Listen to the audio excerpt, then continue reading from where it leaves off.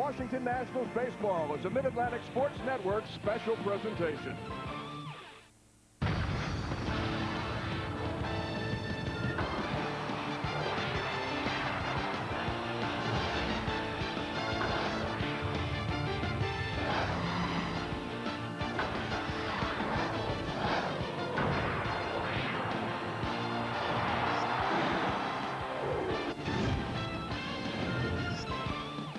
Welcome to Busch Stadium in St. Louis. A big crowd of over 47,000 is expected tonight as the Washington Nationals and St. Louis Cardinals meet in Game 2 of a 3-game series. Good evening. I'm Mel Proctor. It's been a very difficult road trip for the Nationals. They've now lost 4 in a row in 6 of their last 7.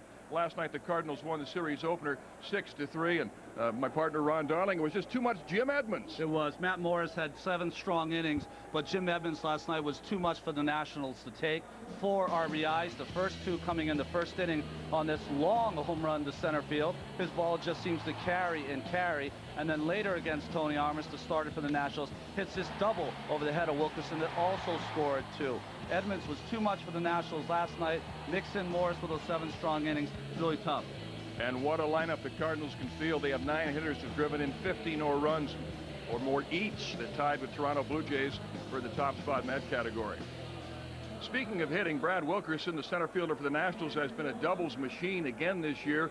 In each of his first 4 years, he's increased his doubles. Last night he had another one, 18. He now leads the major leagues. Well, that was really the only inning for the Nationals here. He sneaks this ball by Pujols for his 18th double, which scored Guzman, and then Nick Johnson came up and hit a double that scored Carroll and Wilkerson. And he's up there with the big guys like Carlos Delgado of Florida, Craig Biggio of Houston. Esteban Loaiza is pitching tonight. In his last start against Cincinnati, he got roughed up, but prior to that, 8 consecutive starts, allowing just 3 earned runs or less. Well, I really think that was his only bad start of the year, his last one. He'll have to be better tonight, of course.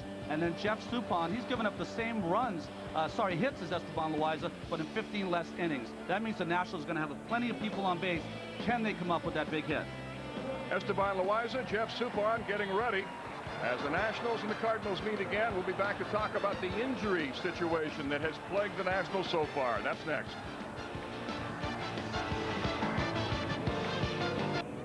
Welcome back to Busch Stadium in St. Louis, as tonight the Nationals and the Cardinals get together on a beautiful night in St. Louis, Missouri. Hello again, Mel Proctor along with Ron Darling. Another one bites the dust. Last night, Ryan Church fouled the ball off his foot. He's probably not available. The injuries just continue to pile up. Really do, and it's making it really hard for the Nationals to even compete against this strong St. Louis Cardinals team. We saw Joey Eichen at RFK fall on his right arm and break it. He's out for a long time. And then Termel Sledge tore the hamstring off the bone. He's probably done for the rest of the year after surgery. But there have been some good things. Oh, Jose Vidro, another National, again hurting his back of his foot. He is in a cast. So it's really been tough. But what happens when you have injuries? You got to have guys come up big for you. Tony Blanco with a home run in Toronto. Harris with a home run in Cincinnati, and Jamie Carroll. We've been just amazed by him all year long. They currently have 10 players on the disabled list, most in the majors. 402 man games lost in the disabled list this year. Amazing. 9 players are on the roster now who are not here on opening day because of the injuries. Unbelievable.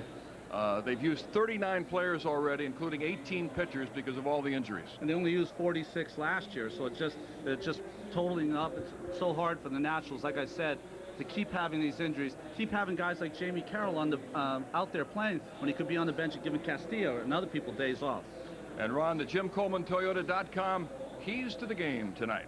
Well, some of the keys up for the Nationals, of course, bottoms up. The bottom of the roster lineup has to do a lot better than it has been. And, of course, Esteban Loaiza, 1.90 runs he's getting a game. You're going to have to do better than that. The Cardinals, they continue to play nice. They're just sharing the wealth. It seems everyone that comes up is doing their job, hitting .286 with runners in scoring position.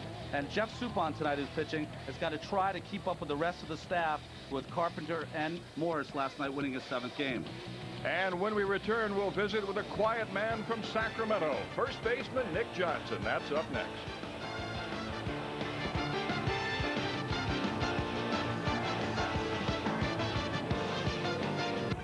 Welcome back to Busch Stadium in St. Louis, where tonight the Nationals and the Cardinals meet in Game 2 of a 3-game series.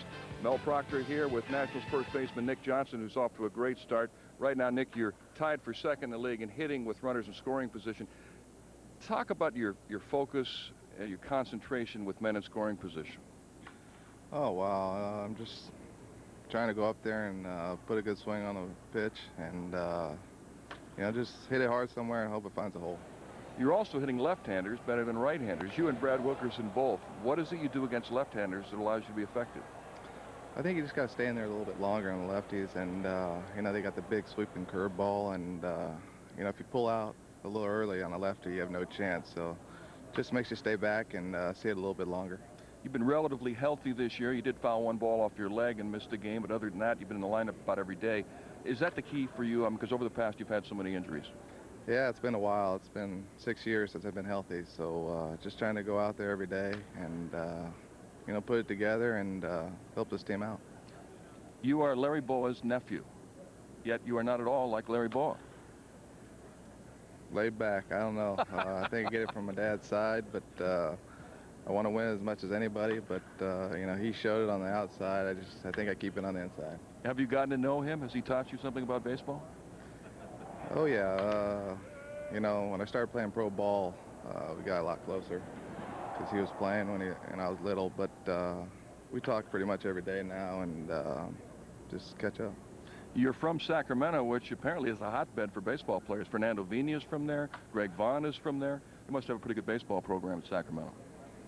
Yeah, that's all we do over there is play baseball. All my buddies growing up, that's all we did, and just go out to the park and just play the game.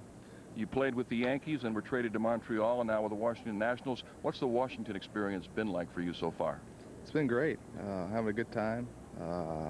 Great fans in Washington, and just trying to win as many games as possible. Nick, thanks. Appreciate it. No problem. Nick Johnson, our guest. Esteban Loaiza will be on the hill tonight for the Nationals as they face the Cardinals trying to break a 4-game losing streak. We'll be back at St. Louis in a moment. Welcome back to St. Louis. There'll be a sea of red in the stands tonight as over 47,000 will pack Busch Stadium. Let's take a look at our game notes for tonight. Well, things are tight in the NL East. Everybody in the division within 5 games of division leading Florida. The Marlins have lost 3 in a row. Nationals are now 3.5 games back. Nick Johnson, our pregame guest, has reached base in 45 out of 47 games this year. His on-base percentage 5th best in the National League. Chad Cordero has saves in 4 of his last 5 chances, and the best ERA among closers, 0.86. Take a look at the Southwest Airlines starting lineup tonight for the Nationals. Brad Wilkerson leading off, playing center field. Marlon Byrd is in left. Jose Guillen, who has had a good road trip, 10 for 32 with 2 homers and 5 RBIs, again in right. Nick Johnson at first base. Vinny Castilla at third. Brian Snyder catching. Brendan Harris gets a start at second base. Jamie Carroll has the night off. Christian Guzman at shortstop batting 8th, and the pitcher Esteban Loaiza hitting 9th.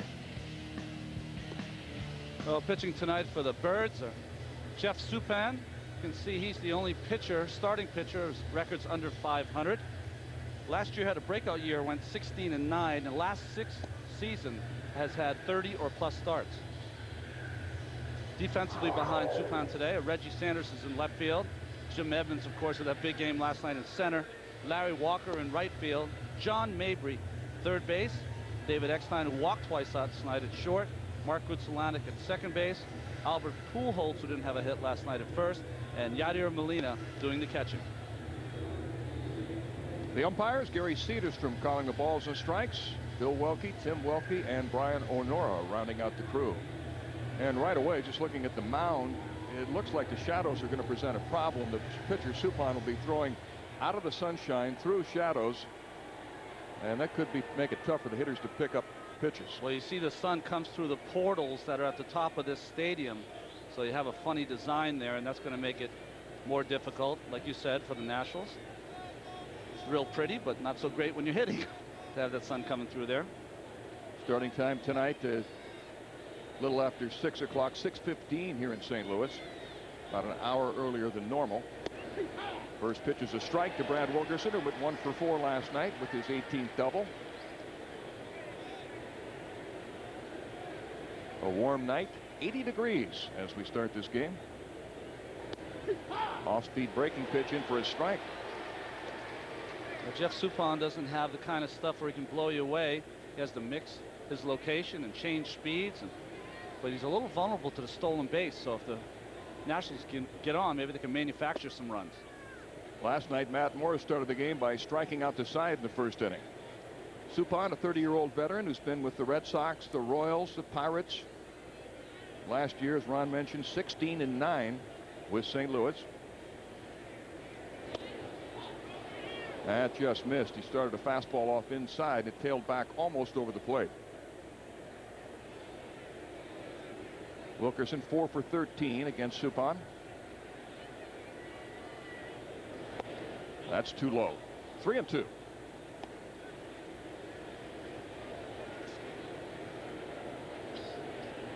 Suppan's one of those guys that pitches backwards. He'll throw his breaking balls early in the count and try to surprise you with a fastball. Suppan has lost his last 2 starts. On the appeal, no swing, says Brian O'Nora, and Wilkerson draws a walk. Good job by Wilkie there. You know about his strikeouts. So working the count from 0-2 and coming all the way back and working a walk is a good sign for the Nationals. And with this team struggling to score runs on this road trip, let's see if Frank Robinson will have Marlon Byrd bunt, or maybe play hit and run, or even a straight steal. Suppan last year allowed 11 stolen bases in 14 attempts, so he does not hold runners well. He's got the bad combination. He doesn't have a good move, and he's slow to the plate. That should help the Nationals. Fastball for a strike. The catcher, though, Yadier Molina, has an absolute cannon. He's thrown at 52% of opposing base stealers. Yeah, he's the one X factor in this equation of Suppan being slow to the plate. Looks like Dave Duncan may be calling some pitches. Fouled off the mask of Molina. If Duncan is calling the pitches, he's changed since I knew him, but I know that with a runner on first, they do call all the moves to first, whether to step off, throw over, slide step. I know they call all those type of signs.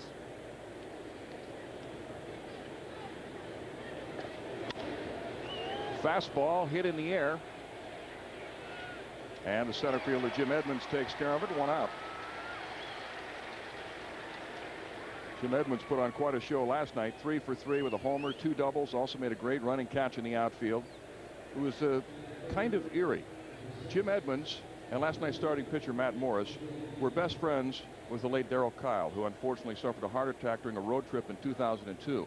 Last night, Darryl Kyle's wife and 2 kids were here to take part in a pregame ceremony. They do a countdown to the number of games left here at Busch Stadium since this is their final year. Last night was 57 days remaining, and Darryl Kyle's number had been 57.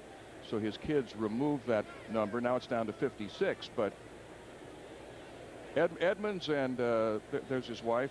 Edmonds and Morris think so highly of Darryl Kyle that they both have pictures of them in their locker. And Matt Morris was a starting pitcher. He got the win. Jim Edmonds was the offensive star. Had to be very emotional for Morris being out there. Really share a bond when you're a starting pitcher, and Darryl Kyle was one of those pitchers that on the days he didn't pitch, he helped guys out, helped young pitchers out, put a hand on a guy's shoulder if he was struggling. There's one of Darryl Kyle's sons.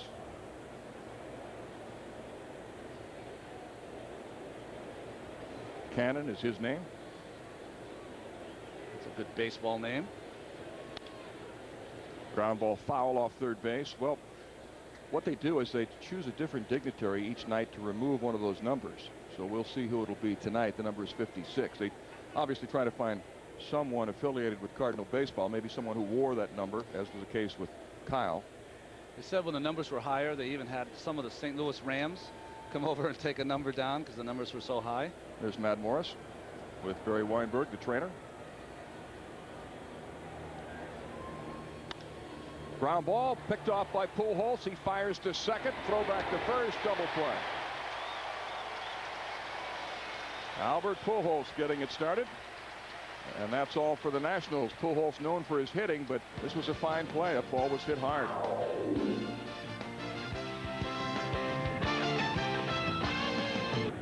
The Cardinals begin play tonight with a 31-16 record and a 7-game lead in the NL Central. They've won 4 in a row. Let's take a look at the Southwest Airlines batting order for the Cards tonight. The pesky David Eckstein, who walked twice last night, leading off playing shortstop. Larry Walker in right field. Albert Pujols, young superstar, was held hitless last night. Jim Edmonds was the big man last night with 3 hits, including a homer and 4 RBIs.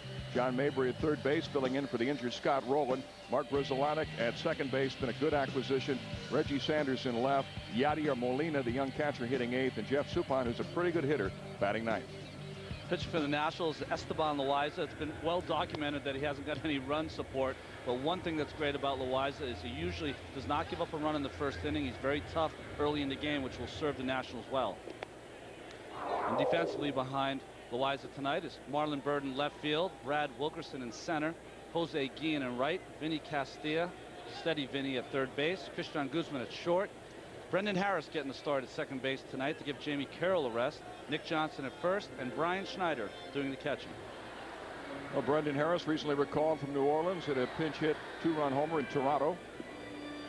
He gets the start. Jamie Carroll is not hurt. He's just been playing every day and needs a break. So does the shortstop Christian Guzman, but they have nobody to play shortstop other than Guzman. David Eckstein leading off against Loaiza. Ball 1. Loaiza's been so consistent, but last start in Cincinnati gave up 5 runs on 11 hits in 5 innings. Going right after Eckstein. Last night, Tony Armas had a tendency to nibble with Eckstein, who has no power, and he walked him twice. Armas walked 5. Of the 5 walks, 4 of them scored. Ground ball to first baseman Nick Johnson. 1 out. Well, you saw the line there for Loaiza. His last start giving up those 11 hits. Really the first start I've seen him this year, Mel, that he didn't have his control location. He wasn't throwing the ball to spots like he usually does, and that's the end result was those 11 hits. There's Tony Armas. Those walks did him in last night. Larry Walker, just one of several Cardinals who's hit Loaiza well in the past. Strike 1. Walker hitting .409 with 3 home runs off Esteban Loaiza. Well, when you watch Livan Hernandez pitch, he'll have some walks sometimes, but he's very good at pitching with people on base. Tony Armas was not that way last night. Broken bat roller to the first baseman Nick Johnson. Loaiza takes the throw. Got him. Nicely done. What made that play tough is Loaiza had to wait for the lumber to get past him before he could go to first, and then he had to beat Walker to the bag. As you can see, he's waiting for the bat to go by so he doesn't get hit, and then has to sprint over there, makes an easy play with the toss from Nick Johnson. Really gets inside with that cutter, and that's something that Loaiza is going to have to do today. The bad part about Edmonds last night is that the National pitchers were not able to throw the ball in. They'll have to do that to lefties today. Albert Pujols up with the bases empty, just the way Loaiza wants to face him. Pujols has not batted against Loaiza before in a regular season game. Pujols last night 0 for 3 with 3 groundouts and a walk. Saw a lot of off-speed stuff last night.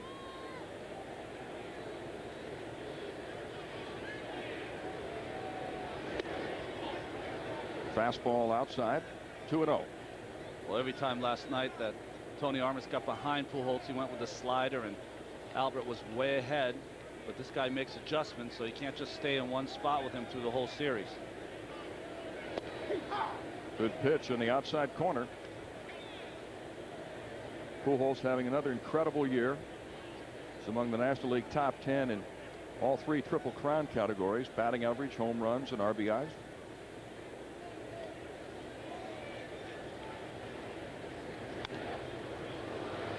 Out of play.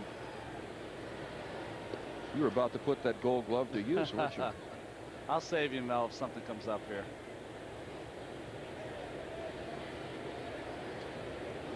Albert Pujols only 25, but has put up incredible numbers.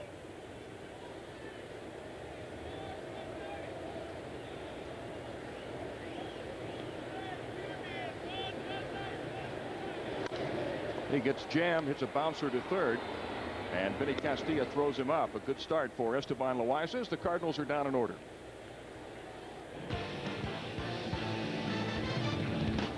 No score as we go to the second inning in St. Louis. Say, watch the Nationals battle the Blue Jays at RFK Stadium on June 25th and receive a free Bud Light floppy hat. Great seats are available. Call 202-397-SEAT or visit www.nationals.com. Nick Johnson leading off the second inning. Nick hitting .312, 7 homers, 27 runs batted in. Mentioned in the pregame interview that he's Larry Bowa's nephew. Nick's mom is Larry's sister. Nick used to bat boy for the Phillies in spring training when Bowa played there years ago. Skied to left field. Reggie Sanders looks up into the sun and makes the catch. Reggie's got his sunglasses on. Well, the one nice thing about the interview you did, Mel, is you just see how even-keeled his personality is, Nick Johnson. Almost sleepy, which is really good. You know, that's the kind of personality you have to have when you play 162 games. You can't get too high when you're hitting well. You can't get too low when you're slumping, and he's a definite example of that. I thought I was talking to Gary Cooper for a minute. Here's Vinny Castilla, who went 2 for 4 last night. He takes a strike from Jeff Suppan.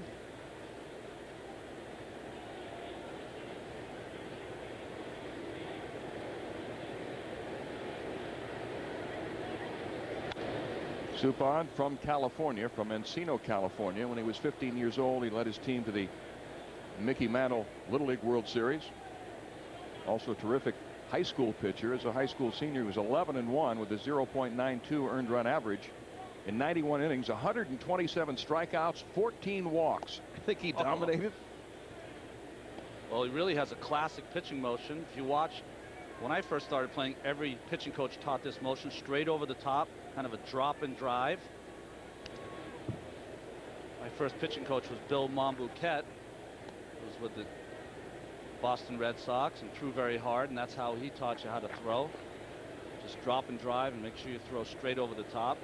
Suppan said he really learned his mechanics from his pitching coach's first 3 years in pro ball in the Red Sox organization, former Boston pitcher Al Nipper. Castilla strikes out.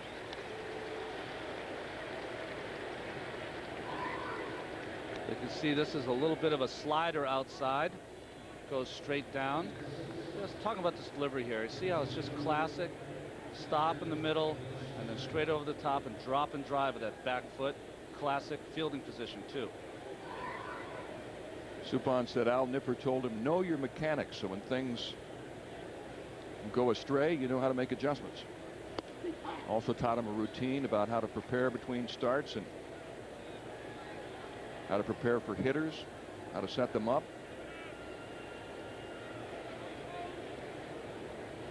You know, sometimes I think baseball has it backwards in that really shouldn't your best instructors be in the minor leagues helping players just starting out rather than being at the big league level? Well, I think what happens, like we talk about with teachers around the country, sometimes it's hard to attract really good, talented teachers because the pay in the minor leagues is not very good. But I think you're right, Mel.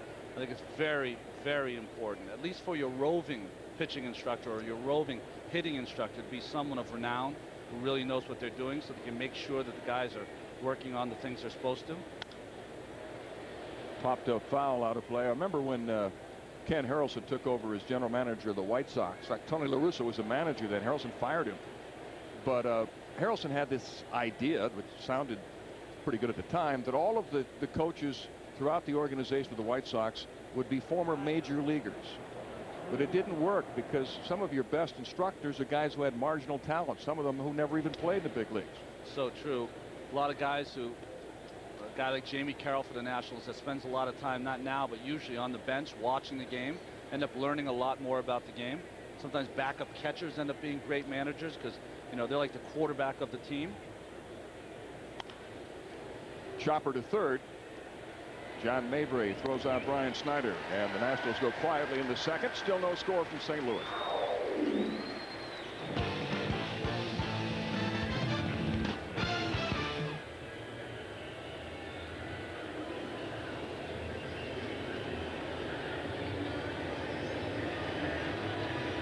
Plaza will face Jim Edmonds, John Mabry, and Mark Bruzelanek in the second. So your home for DC baseball is UPN 20, the national station. Tomorrow it's Game 3 against the Cardinals. Start time is 2 p.m. on the only station you'll see 80-plus Nationals games this year, UPN 20, the national station. Gee, get some sleep at night. Come on. It's early, man. Second inning. Looks like they were left over from that 14-inning game in Cincinnati. Jim Edmonds, who had a home run and 2 doubles, 4 RBIs last night, leading off against Esteban Loaiza. Edmonds trying to bunt his way on. There was something very bizarre that happened before the game. They say if you come to the ballpark, you'll see something different every day, but this is a first. There was a wedding party out in right field. Why, I don't know. I don't know if they're having the actual wedding or if they were taking pictures. Apparently the groom is an employee here. Anyway, they had probably 40 people out there, all dressed in tuxes and nice dresses, but the Cardinals were taking batting practice at the time, and the Cardinals had an employee out trying to protect the wedding party, but Jim Edmonds was hitting, kept lining shots to either side of the wedding party. Finally, he drilled a one-hopper off the bride. She was okay, but what a bizarre scene that was. That's one for the books. Even after that, he still hit some more line drives that had him scurrying all over the place. People running around in tuxes and dresses. It's one of the strangest things I've ever seen. Fastball runs outside, 2-2 to Edmonds. The more I spend time around Brian Schneider, the more I like him. Last night we saw him for just a few minutes, and he was saying that we didn't do enough inside to Jim Edmonds last night. We, not the pitcher, not blaming it on someone else. He said we, taking it on himself. Just a very impressive young man. And you're talking about guys who would become good managers. I would certainly think Brian Schneider would. I mean, he just loves baseball. He eats, drinks, and sleeps it. Yeah, he's got a real raging intensity behind those eyes when you speak with him. Just loves the game. High drive deep to center field. Back goes Wilkerson to the warning track. It's gone.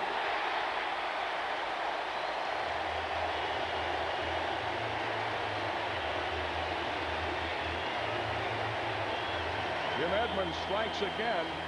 His 9th home run of the year. Prior to last night's home run, he hadn't homered since April the 13th, and all of a sudden he's caught fire. Well, one thing about Jim Edmonds, he was out here again early hitting. He can get on fire. He's one of those guys that can rattle off 6 or 7 home runs in a week. And here his swing is just right on. Pitch out over the plate. 3-2. Loaiza challenging him. Edmonds coming up the winner. And that is Edmonds' 100th career home run here at Busch Stadium. A 412-foot blast to center off Esteban Loaiza. The Cardinals take the lead.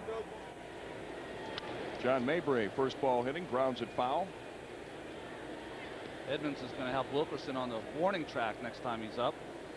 Edmonds has become just the 3rd player in the stadium's history to have 100 or more home runs here. Ray Lankford leads the pack with 123 home runs, and Mark McGwire hit 119 here. Edmonds has just hit number 100.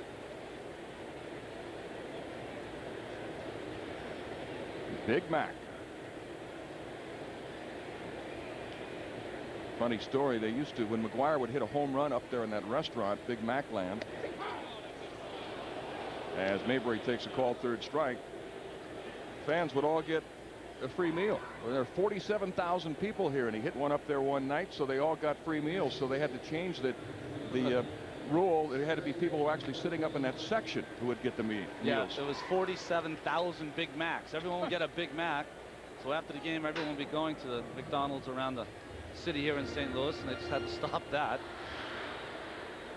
Mark Bruzelanek, the second baseman, up with 1 out. He has been a good addition to this team, hitting over 300, playing excellent defense. Bruzelanek had 2 hits last night and a run batted in. He began his career with the Expos, the forerunner to the Nationals. Also been with the Dodgers and the Cubs. One of those guys you love to have on your team. He doesn't say too much. He just comes out and really like a blue collar kind of player. Just plays hard every day. Do all those little things that you need to win ball games. Good defensive player. Line drive, base hit. The home run by Jim Edmonds off Loaiza is only the 4th home run he's given up, and the previous 3 all came after the 75th pitch in the game, but Edmonds got him early tonight.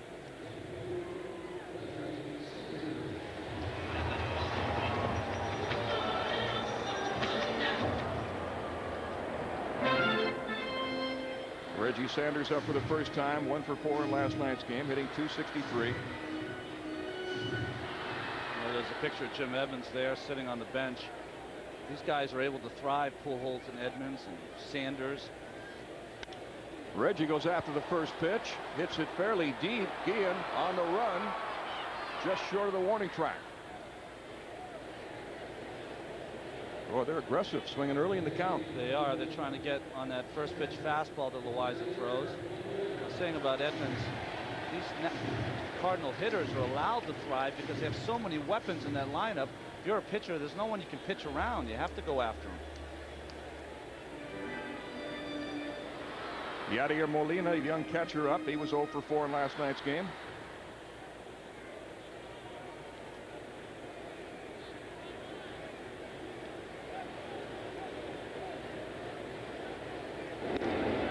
Red Zelanik draws the throw.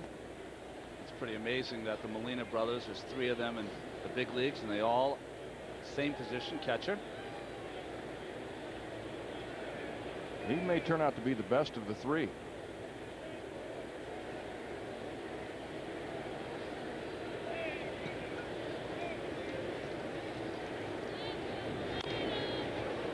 Loaiza runs a pitch on his hands and jams him.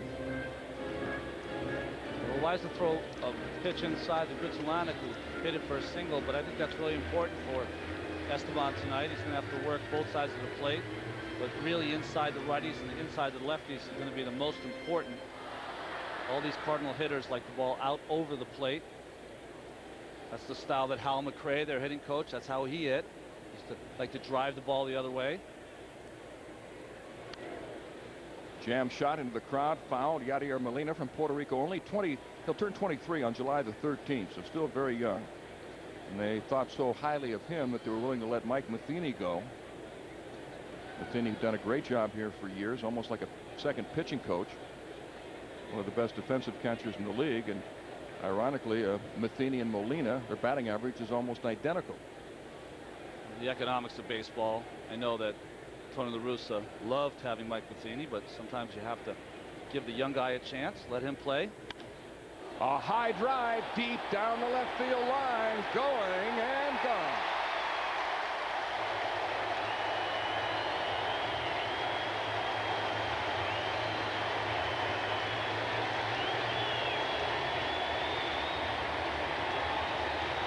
Second home run of the year for Yadier Molina. And it's 3-0 Cardinals. Well, he continues to stay hot in May. Loaiza was just watching the replay of that home run and tried to throw a cutter inside, stayed up in the zone, just dropped the head on it. That ball was long gone.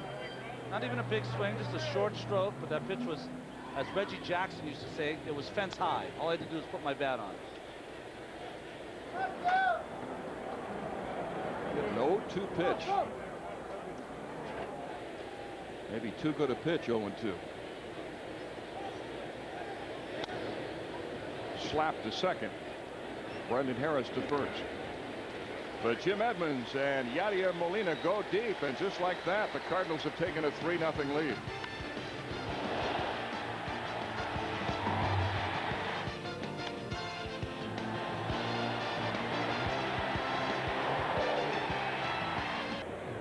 Welcome back to St. Louis. Home runs by Jim Edmonds and Yadier Molina have the Cardinals in front 3-0.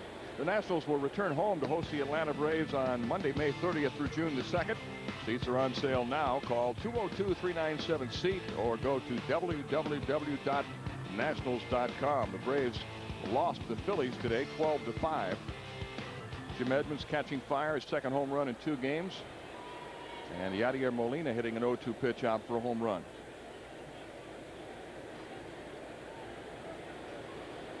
Brendan Harris getting a start at second base. Harris, who hit a pinch hit 2-run homer Monday in Cincinnati and gets hit by a pitch. Suppan trying to run a fastball in on him, nicks him. Well, not the way Suppan wanted to start after his team hit 2 home runs and scored 3. You can see him shaking his head there. What am I thinking? Hitting the batter, but he was just trying to come inside for a strike, and the ball ran in. You know, when I was starting, if I had an inning like that and the team was struggling, I would immediately in the dugout say, hey guys, my bad. They're not getting any more from now on in. Just pick me up. Sometimes you can get the guys to, you know, forget about that inning and start anew. Ball 1 to Christian Guzman, who had 1 hit last night, hitting 186 from the left side, hitting 248 from the right side, 083. I was talking with Frank Robinson before the game, and he said that he and Tom McCraw are working with Guzman on his mechanics from the left side. He's had a tendency to let his body drift forward. They want him to keep his hands back. But he said they can't really work with him on the switch hitting because you got to take care of one side first. They want to get him going left-handed, and they'll worry about him hitting right-handed. And he gets more at bats left-handed because there are more right-handers than left-handed pitchers. Why do you want to keep your hands back and not drift? Because by the time you get out there, you have nothing left to hit the ball. All you can do is slap at it. It looks like he's taking a few more pitches too. When you're pressing, a hitter has a tendency to go up there hacking early in the count at almost anything, and that's what he's been doing. Well, what happens when you're slumping? You don't have any confidence that you can hit if you get behind in the count.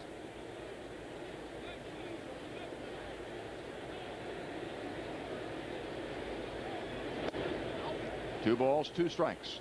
When's the last time you can recall him seeing 4 pitches in the bat?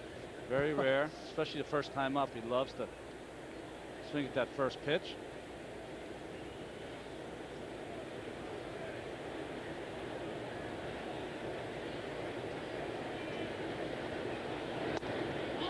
Three and two.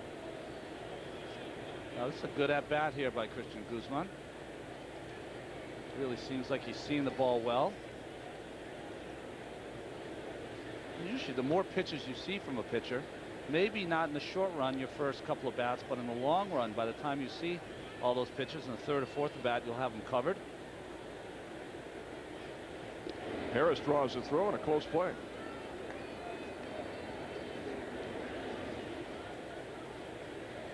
Suppan's move is pretty average to first base.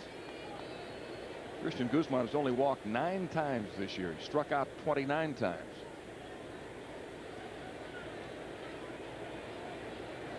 Harris is running. Ground ball up the middle. Picked off by the second baseman, Grudzielanek. Harris is forced at second. Well, that was a good play by Brendan Harris. Grudzielanek fielded that ball right in front of second base. If Harris would have continued, he could have tagged and thrown the first on a double play. But Harris did what you're supposed to do. If you're caught, just stop. And what he did, which makes Grudzielanek just step on second, cannot continue with the double play. Guzman reaches on a fielder's choice, and the pitcher Esteban Loaiza up.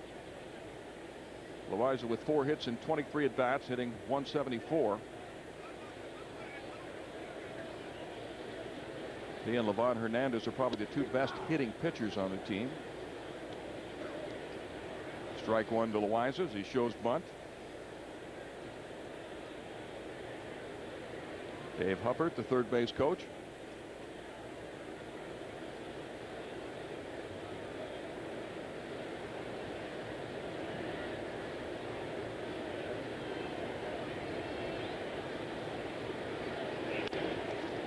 And Loaiza bunts it foul. Things are not going his way so far tonight.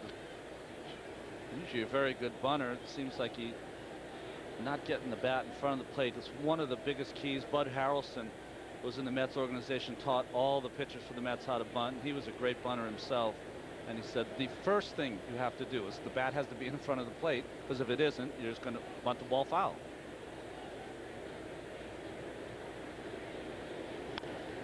And with 2 strikes, he gets the bunt down. Nice pickup by Suppan over to first with the second baseman Grudzielanek covering. Sacrifice for Loaiza, and Guzman advances to second.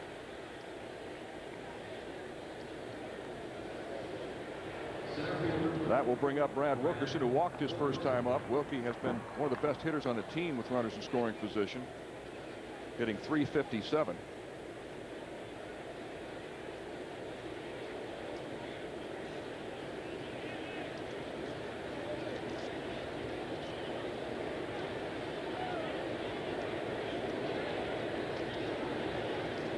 We'll be interviewing Wilkerson before tomorrow's game.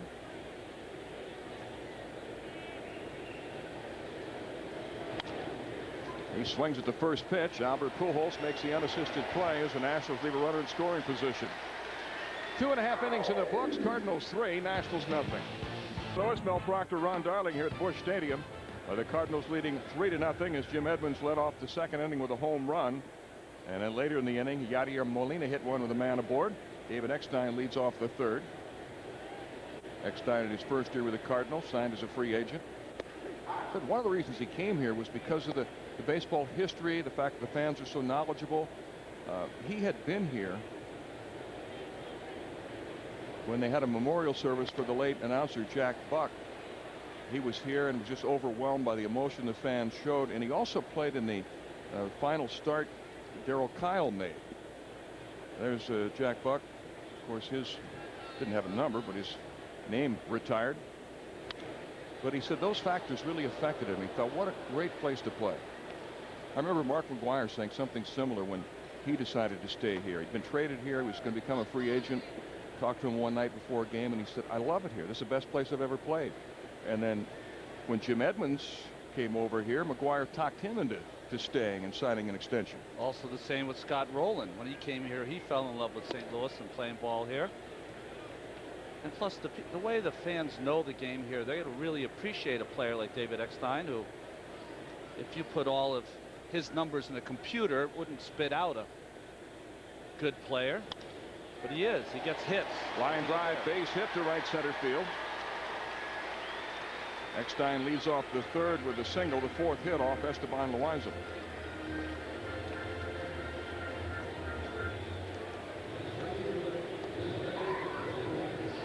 Tries to come inside, and this ball drifts back outside, which allows Eckstein to go with it to right center. Wilkerson hustled to get that in because Eckstein's one of those guys that tries to take the extra base. Larry Walker up for the second time. He grounded out the first baseman, Nick Johnson, in the first inning.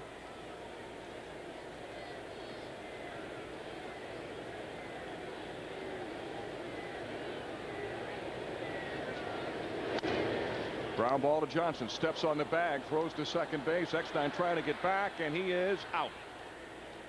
So it's a double play. 3-6-3 on the double play. Good play by Nick Johnson. Walker hit this ball pretty hard right on the base. When you're on the base like this, you tag it first, and of course when you throw to second, it takes the force off.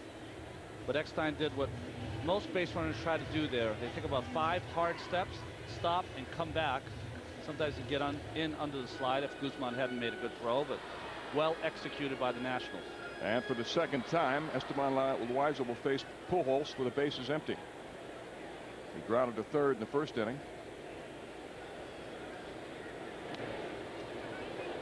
He runs a pitch inside. Boy, it's, you know, what a difference when you see Loaiza and Livan Hernandez pitch as opposed to some of the young, inexperienced pitchers. These two guys can paint. They know how to pitch. Well, they have an idea. They have a plan, a game plan that they want to execute out there. Do they always execute it? Of course not. That's the nature of pitching, nature of sports.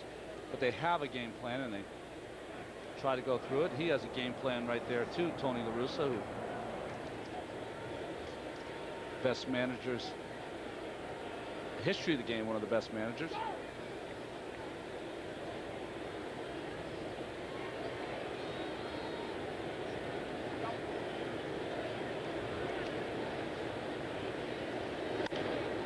Pujols gets under one and skies it to shallow center field. Guzman going out. Wilkerson calls him off. And that ends the inning at the end of 3 from St. Louis. Cardinals 3, Nationals nothing.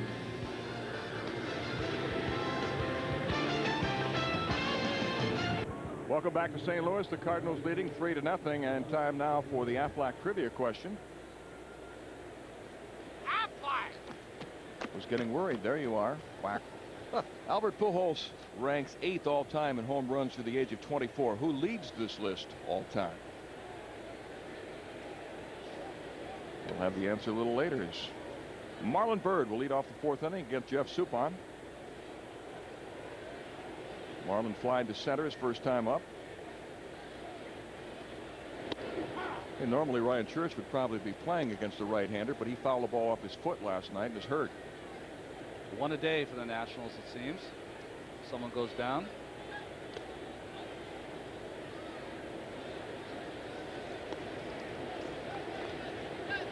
Jeff Suppan, who grew up in Los Angeles, Encino, California, outside of L.A., but his favorite player was Mike Schmidt.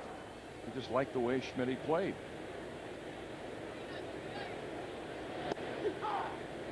Strike to Bird, who thought the pitch was a little low. After Suppan's senior year in high school, he worked as a stringer for the L.A. Daily News, and he would man the phones. High school coaches would call him the box scores, and he made $10 an hour doing that before he embarked on his professional baseball career.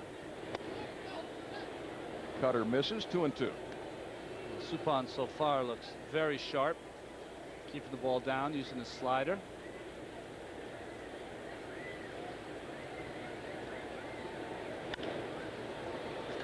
Popped up. Mark Grizzolanek, the second baseman, makes the catch. Mel Proctor, Ron Darling, I was talking with Nick Johnson before the game, and Jamie Carroll came up and he said, "Do you always wear pink shirts? Is that your thing?" Well, I think it is. Look at this. You got a pink marker. Yes, but I got a new baseball tie too. It's like I asked Nick Johnson if he wanted one of those. He said, yeah, he's going to have you order one. I can imagine. Jose Guillen grounded into a double play in the first inning. Ball one to Jose, who's had a good road trip. One of the few national hitters who have had that big game in Cincinnati where he hit 2 home runs and had a double. 3 hits the night before that.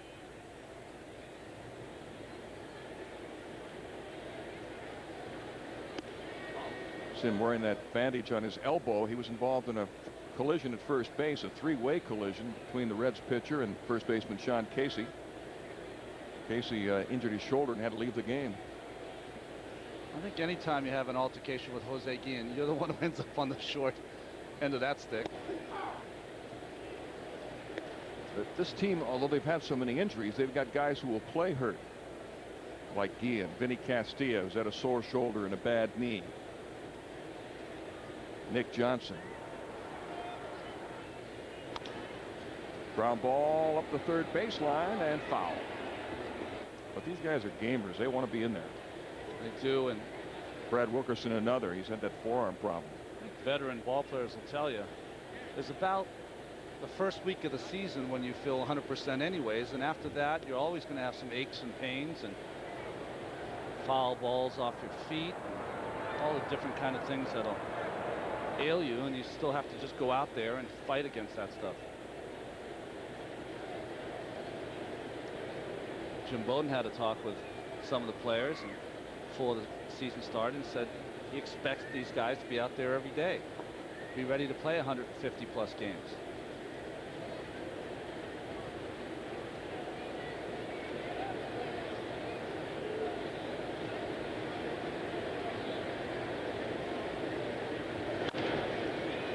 Ground ball to third. John Mabry over to first. Take a look at the Toyota League leaders. Tony La Russa with 825 wins, second only to Red Schoendienst as the Cardinals manager. That's good managers, haven't they? Whitey Herzog and Branch Rickey. Really have. Schoendienst is still part of the staff here.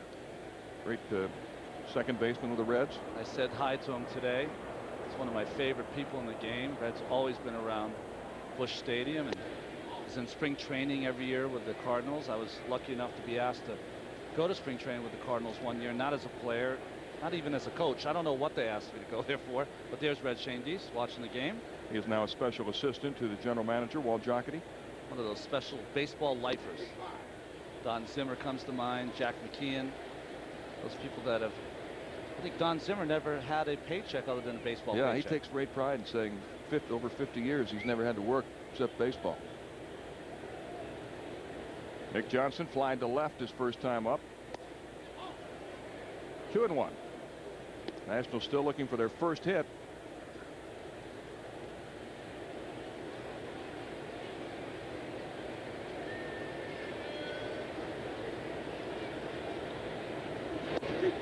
Nick Johnson was originally in the Yankees organization. Talking with him before the game, he said he really loved playing in New York, but now his favorite city to play is Washington. He's going to be a crowd favorite. This guy is another gamer, so consistent. Whoa, look out. I was watching a couple days ago, they had ESPN Classic was showing some old Yankee playoff games, and Nick was a part of those games. Funny seeing him in a Yankee uniform.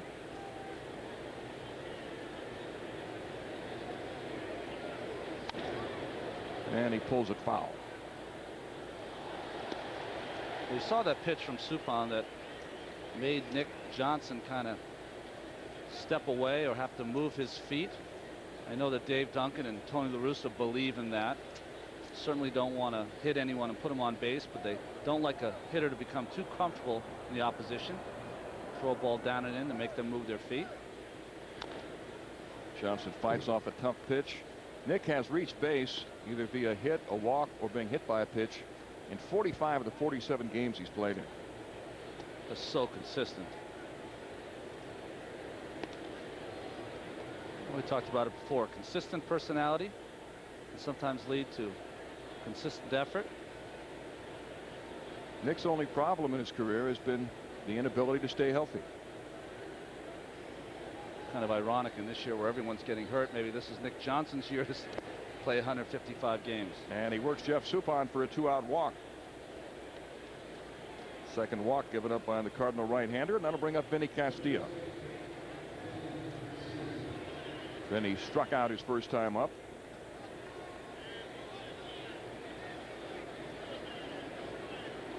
On the first at bat, Suppan went after Vinny tried to work him with fastballs in and sliders away.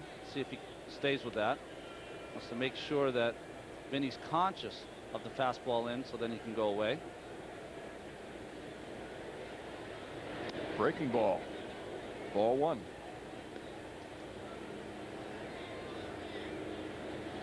He's just trying to get me over curveball here. Doesn't snap it enough, just stays inside.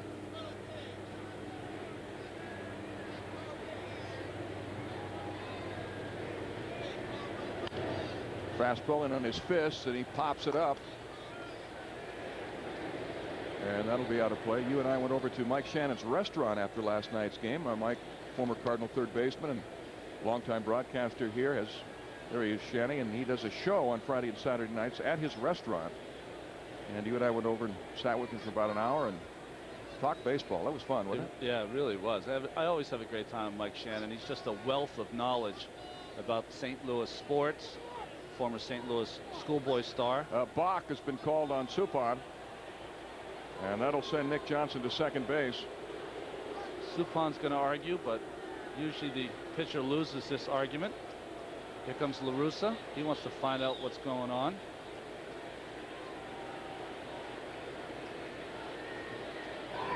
Well, they're going to say that Suppan, he did. You can see the box there.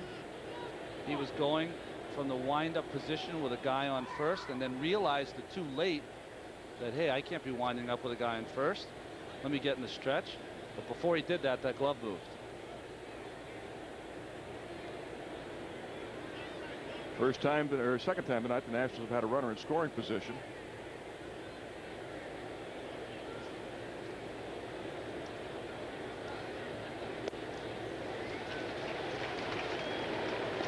Vinny Castilla with runners in scoring position, hitting the .308 this year. Well, we've seen a lot of the Nationals hitters on this road trip talking to themselves. Good slider there by Suppan, though, right in the corner.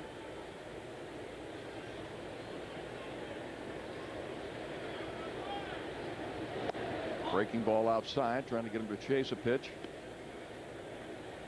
2-2 to Vinny Castilla.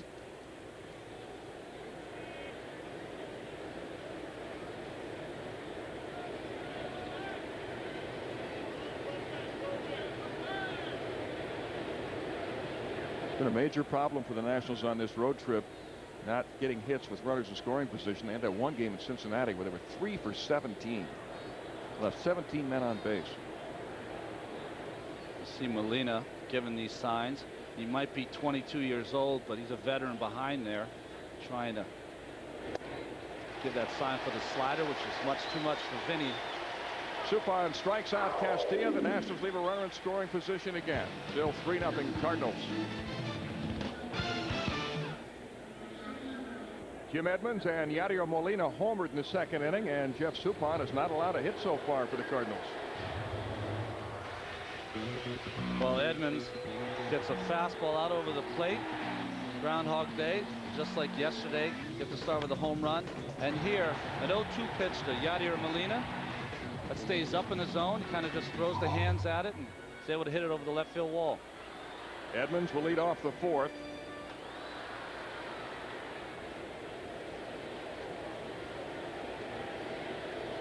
The way Suppan is pitching, Esteban Loaiza can ill afford to give up any more runs. Or the way the Nats are struggling offensively, being down 3-0 seems like being down 9-0. At one point yesterday, the score was 5-3, but God, it seemed longer, bigger than that, the lead.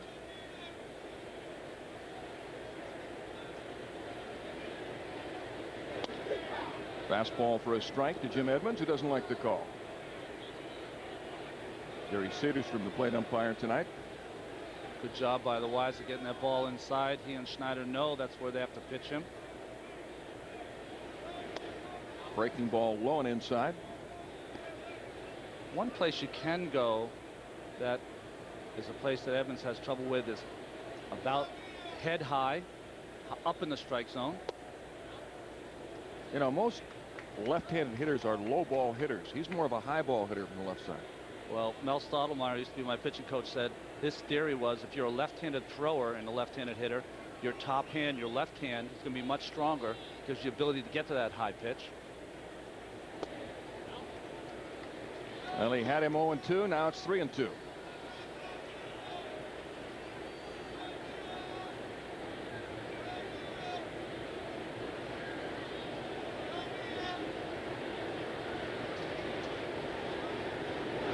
Got him. Edmonds strikes out, the second strikeout for Esteban Loaiza. And Edmonds has a few parting words for Gary Cederstrom. Cederstrom yelling back at him. Well, good pitching right there. He just stayed inside for that entire at bat. Here makes a quality cutter. It just gets under the bat of Edmonds. That's where you have to pitch him. To not throw it out over the plate. That is his money area, and especially right now being so hot. Ball one to John Mabry, who struck out his first time up.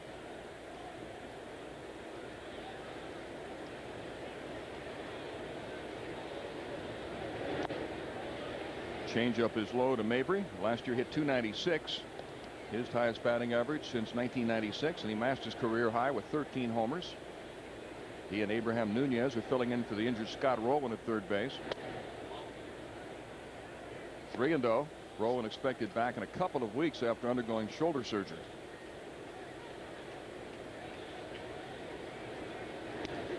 Cutter for a strike. Well, these are the kind of things, Mel, you can have when you have a larger payroll. You can have guys like John Mabry coming off your bench, veteran players who have starred in the big leagues and now are resigned to coming off the bench and helping out when someone gets injured. Mabry, one of the few hitters who does not wear batting gloves.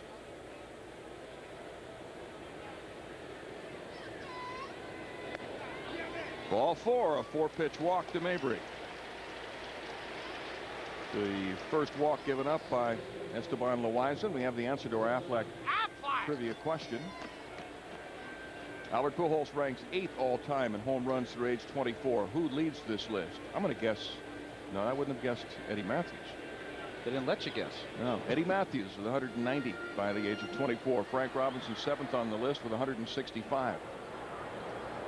I was going to guess Ken Griffey Jr., who started playing at the age of 19 in the big leagues. Here's a drive to right field, and Guillen is back to make the catch. Takes a hit away from Mark Grudzielanek. Well, you see a trivia question like that with reverence, how we talk about Albert Pujols and the start he's gotten off to, and he's behind Frank Robinson. That tells you what kind of career Frank had early. And Eddie Matthews, a Hall of Famer, great third baseman of the Braves. In fact, he and Frank got into a fight in a game years ago.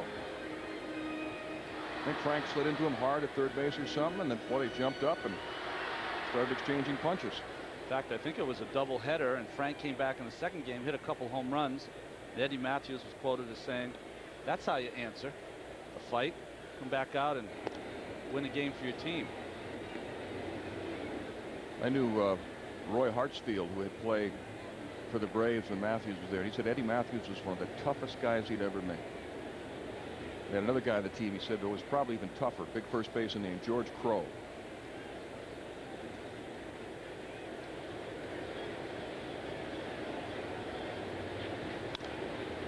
It's a funny story that Bobby Bragan, who was the Braves manager at one time, tells about Eddie Matthews. The team was not playing well, and so Bobby closed the door to the clubhouse, was pointing his finger at each guy, saying, you know, I can't repeat what he said, but they're saying the same thing, the same two words to each player. But he got to Matthews. Matthews retorted saying, "Me, Bobby?" He said, "No, not you, Eddie." And he went on down the line. That story loses something because we can't use the language. But 1-1 to Reggie Sanders, who flied to right his first time up.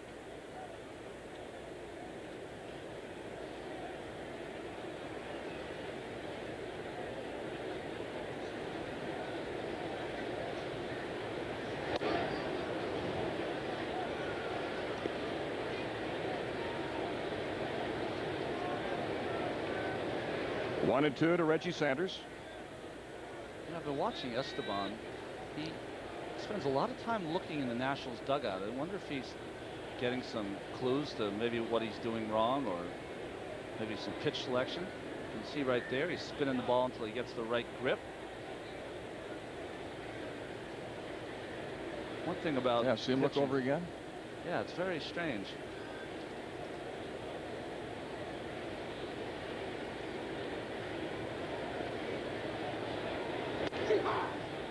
Strike three called. Sanders is called out on strikes. The end of 3.5. The Cardinals lead the Nationals 3-0.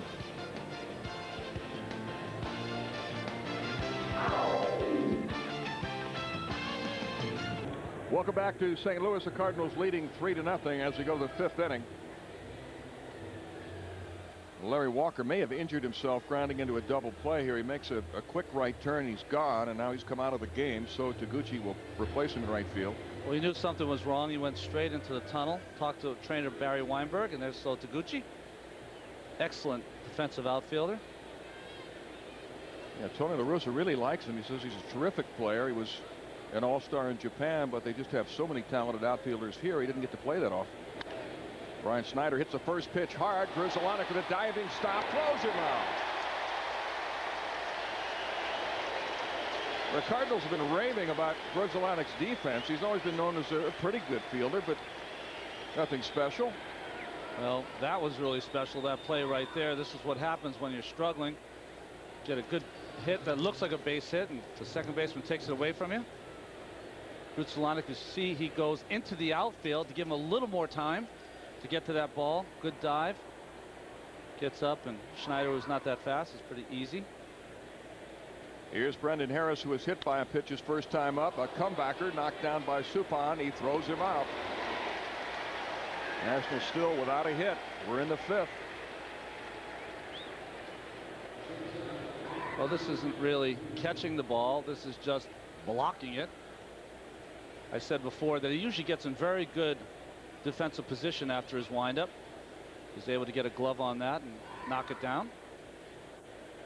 Christian Guzman coming up, reached on a fielder's choice in the third. He is a good bunter. Might be worth trying to lay one down here. Third baseman Mabry's creeping in. Ball one. Jeff Suppan retired Schneider and Harris each on the first pitch. And that's why Christian Guzman takes that first pitch. You don't want to give any pitcher a three-pitch inning. See him there drifting out on that front foot. Just when you drift like that, you just can't stay back, and you have to always load that bat if you're going to hit. Got to get in a good hitting position. And if you're drifting, you cannot do that. There's a bunt attempt, but it's a foul ball. He double hit it there. He bunted it and came back up and hit his bat again. Larry Walker left the game. We're getting word with a strained left ankle. Frank Robbins is wondering, where are the hits? Now with 2 strikes on Guzman, John Mabry plays back at third.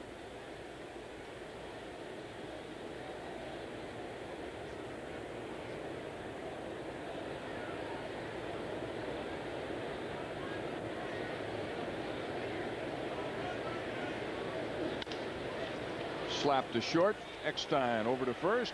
Got him.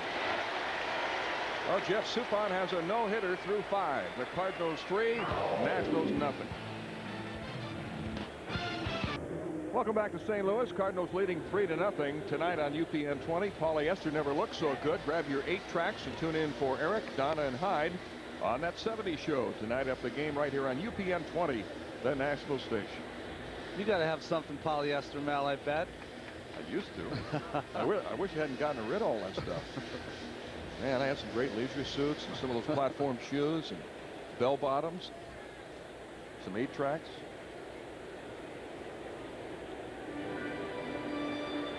Here come the Cardinals. Yadier Molina hit a 2-run homer off Esteban Loaiza in the 2nd, leading off the 5th.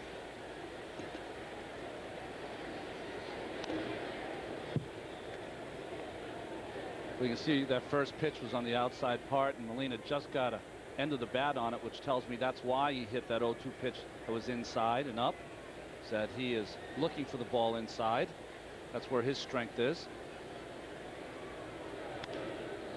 Up the middle, knocked down by Brendan Harris, but it's a base hit. So Molina is 2 for 2. Well, a well-placed hit here off the end of the bat by Molina. And good pitch down, just gets it off the end of the bat, but well placed. And Harris gives it a good try. Got an in-between hop, which makes it really difficult when you're diving. Kept it in the infield. Base hit for Molina. 5 hits for the Cardinals. Jeff Suppan up, probably to bunt, although he is a good hitter. He bunts it foul. Suppan grounded to second his first time up. In 2003, Suppan hit .293. He had 12 hits and 41 at bats. So he can swing the bat. He looks on the mound like he's got some quick feet, good fielder. He did the same thing that Eckstein did last night. He squared around the bunt, went back in his hitting position, and then got back in the bunting position. I wonder if that's something that they're teaching in the Cardinals system. Yep, I had not seen that before last night. There goes the runner. Suppan gets his bat on the ball and almost hit him in the face. That was self-defense. Well, you can do whatever you want to do, but if you can't bunt, it doesn't matter what you do. That ball's coming inside. As a pitcher, when you square around the bunt, you really have to know that strike zone. If anything's coming around head high, you got to just pull the bat away, take a ball. Nice to see Loaiza going right after him. 2 quick strikes.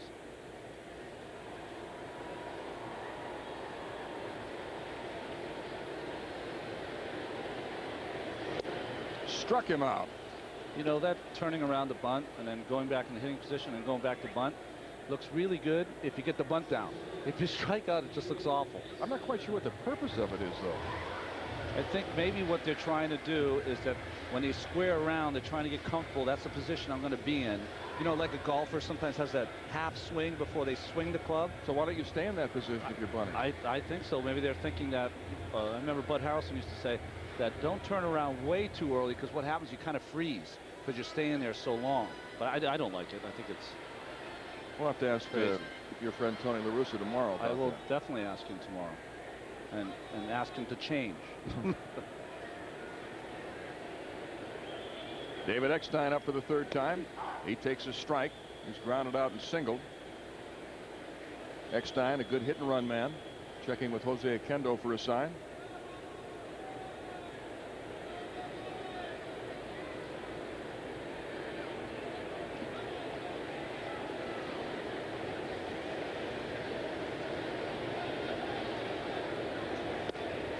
Little chin music for Eckstein. Good pitch there by Loiza. Eckstein's one of those guys that will just lean over the plate, take as much as you can give him. Next thing you know, you're throwing the ball 6 inches off the outside corner. He's still hitting it to right. He does get hit a lot too.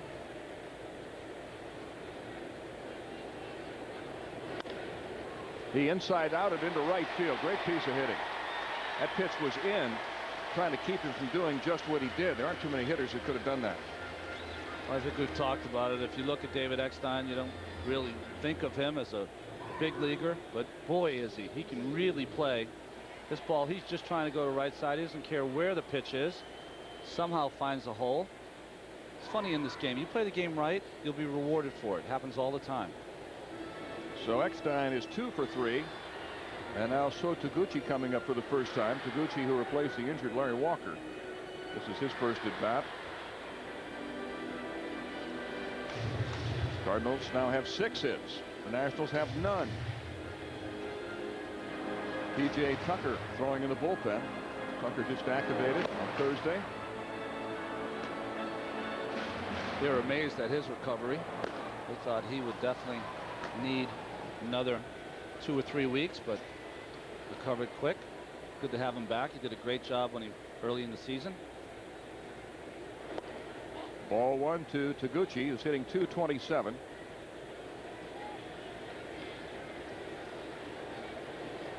Taguchi, who spent many years playing in Japan before he came to the United States.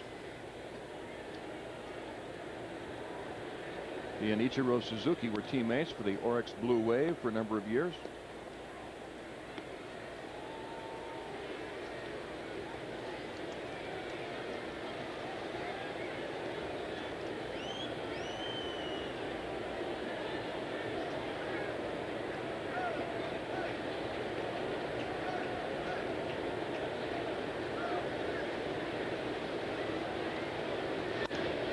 Taguchi lines it foul. When Taguchi started game 1 of the World Series in Boston, he became the 3rd Japanese player to start a World Series game. Tsuyoshi Shinjo for the Giants started a game in 2002. And of course Hideki Matsui for the Yankees in 2003.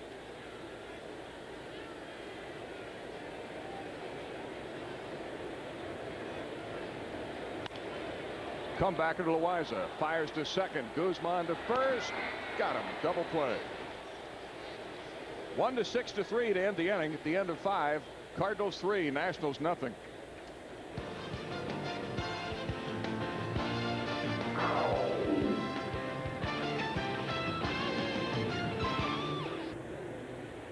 Welcome back to Busch Stadium in St. Louis. We talked about this being the last year of Busch Stadium. They're building a new park. It'll be ready next year. With each passing day, they allow a baseball dignitary to remove a number in the countdown. And tonight it was Nationals manager Frank Robinson removing number 56.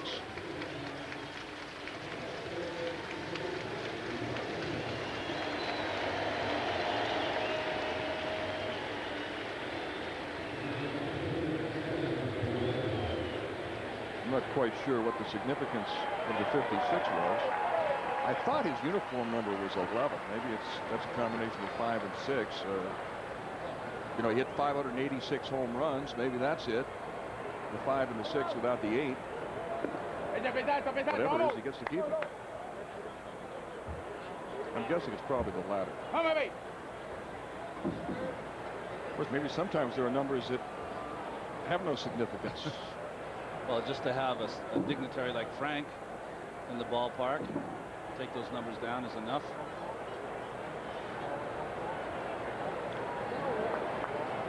Yes, now we know what it is, I believe. His first year in baseball was 1956 with the Reds. Well, that would make more sense.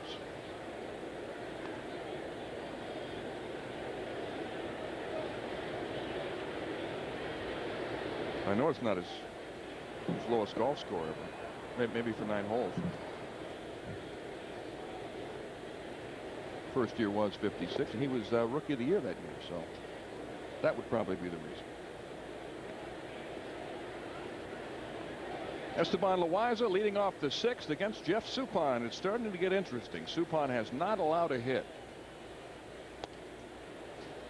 1-2 to Loaiza. Laid down a sacrifice bunt his first time up.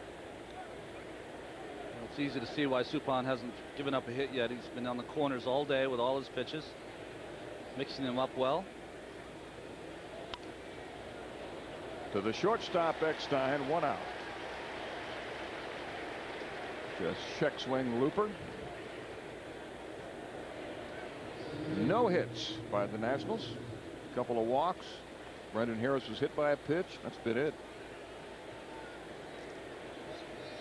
Well, it's the third time through. Let's see if Wilkie can get it going. Wes Overmule of Milwaukee flirted with a no-hitter for 6 1/3 innings against the Nationals in Washington until Jamie Carroll broke it up. Carroll was not in the lineup tonight. Ball 1 to Wilkerson, who's walked and grounded to first. There's Jamie.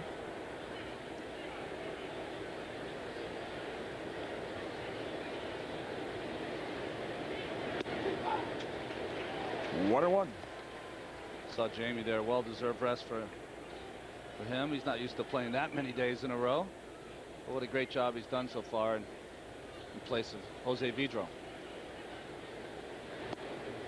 Fastball is low to Wilkerson.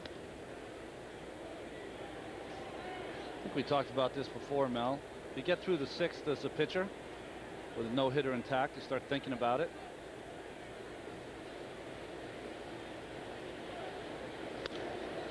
Pulled down the right field line, but it hooks foul. Suppan has never thrown a no-hitter in the big leagues. His best effort was a 2-hitter in Detroit against the Tigers in 1992. Or 2002, beg your pardon. He was with Kansas City at that time.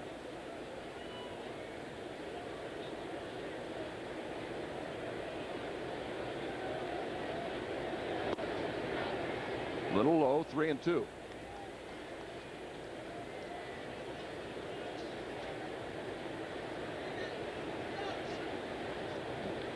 There has not been a no-hitter thrown yet this year in the big leagues.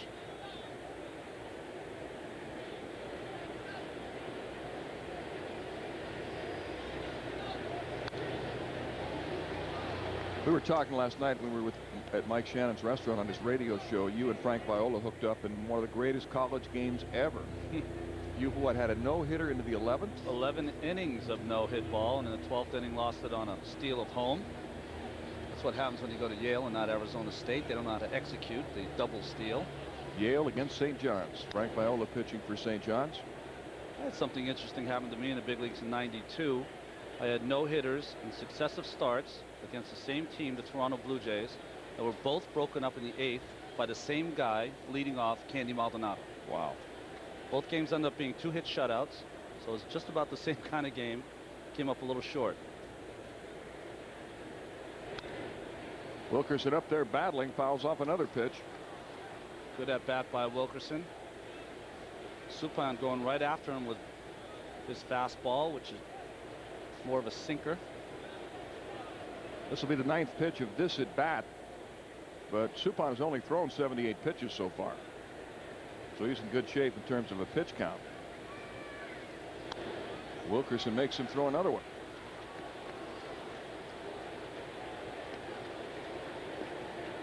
It's Milwaukee once starting a game. We had a chance to clinch the division in '92, and we didn't. I ended up losing the game 1-0. But Pat Listash, who was the rookie of the year, ended up fouling off 26 pitch at bat to start the game. Wow, that'll get your pitch count up.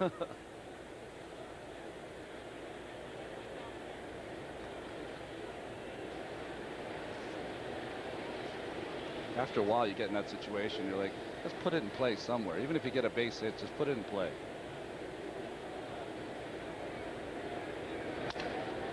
And there goes the no-hitter. Brad Wilkerson with a great at bat, fighting off pitches and battling, and lines a base hit to right center. And the fans applauding now as Jeff Suppan flirted with a no-hitter for 5 1/3 innings. Well, these fans are great. They don't miss a thing here. Great at bat, like you said, Mel. Finally gets a change up here. Hits it off the end of the bat, just enough to get it over Gutsalanek's head. went with a little change on 3-2 and still didn't get Wilkerson. See Molina talking to Suppan. This is a very common occurrence. When a guy has a no-hitter, sometimes the catcher will go out there, give him a breather, say, okay, that's gone, but let's concentrate on winning this ball game. Let's get a double play here.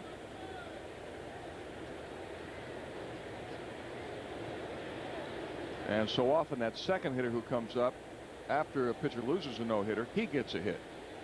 Let's see if Marlon Byrd can do that. He breaks his bat in the hole. Eckstein fumbles it, can't make a play. I think you're right, Mel. That should be a base hit. Eckstein had to go deep in the hole. He did not have a play at second on Wilkerson who runs fast, and did not have one at first.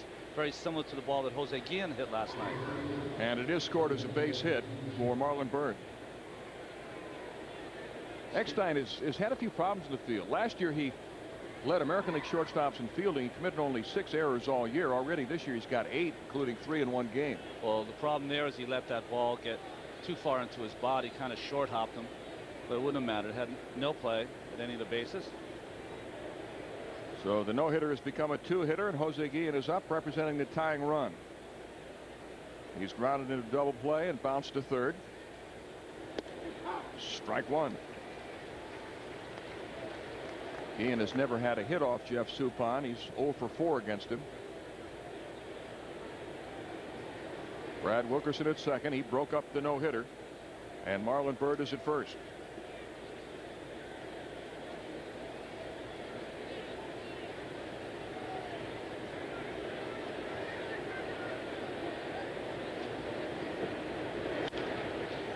Grounded foul off third base. Jose Guillen is an interesting fellow. Very passionate, very caring. Puts a lot of pressure on himself, though, when he's not doing well. When he wasn't hitting earlier on this road trip, he was saying, I don't deserve to hit third. Frank should drop me down, hit me 8th ahead of the pitcher.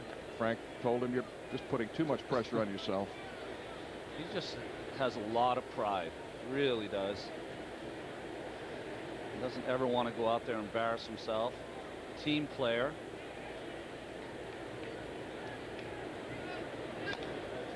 It's a roller up the third baseline, and it will be fair. The bases are loaded. Well, it's very interesting. You see how that line is done by the groundskeepers here. At some ballparks, they make those lines so that if it is on the line, it's going to definitely go foul. But this one, you can tell, is built up inside that white line, and that ball not only did not go foul, at the very end, it started to go right. Now, any other ballpark, this is going to go foul. But as it gets closer to the line, it makes a little right turn here. Goes up against the grass, stops, and base hit for Jose Guillen. Well, Jeff Suppan took a no-hitter into the inning, retired the first batter. Guillen laughing as John Buford's giving him a hard time about that hit. So is Albert Pujols. Albert's saying, you're a grown man, hit that ball.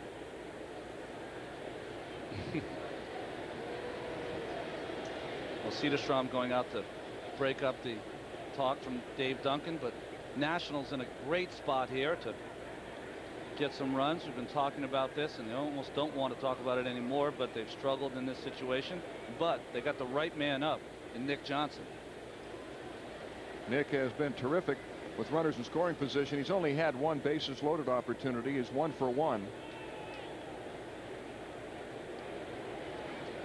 Career with the bases loaded. Nick has had a lot of success. 385.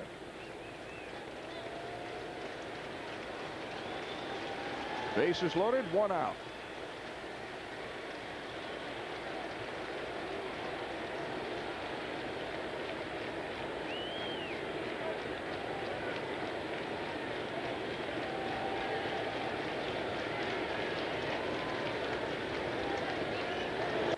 Pitch in the dirt, blocked nicely by Molina.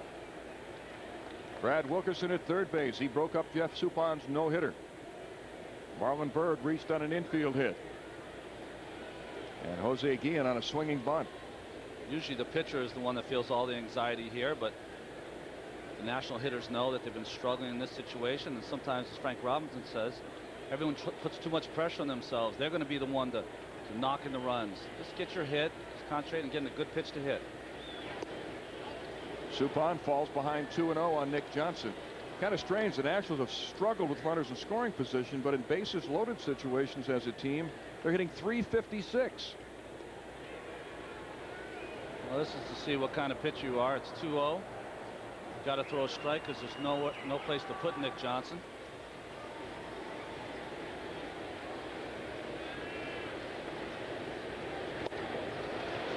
Two and one.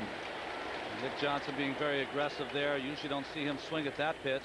That's a slider down and in. If he takes that, that's ball 3. National hitters, I think, are just being so aggressive when they have runners on. We've seen a lot of first pitch swinging. Everyone's trying to be a hero and stop this streak. The only way to stop it is go back to basics, get a good pitch to hit it where it is. Ball gets away from Molina, but no advance by the runners. And now it's 3-1 to Nick Johnson. He's got to talk to Suppan there. There's a cross up, trying to figure out who was wrong, Molina or Suppan. Just clanks it off the glove there. There's Molina. We've already talked about how great he is defensively, so that was definitely a cross up. The Nationals, as I said, have been very good with runners bases loaded, hitting .356 as a team. There have been some memorable bases loaded hits. Ryan Church had 2 bases loaded doubles in San Francisco on consecutive days to drive in 3 runs. Jose Guillen is 2 for 4 in those situations, and Jeffrey Hammonds came up and had a game winner with the bases loaded against Milwaukee. That's why this game is so great. You're going by with a chance of a no-hitter. Next thing you know, you get the bases loaded. 3-2. Well, that was a good pitch by Suppan. Took a little off. Threw a little change up there. 3-1. Got it to 3-2.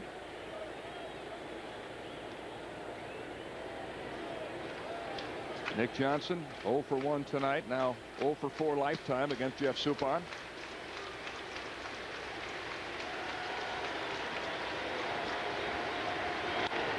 Hard ground ball, foul.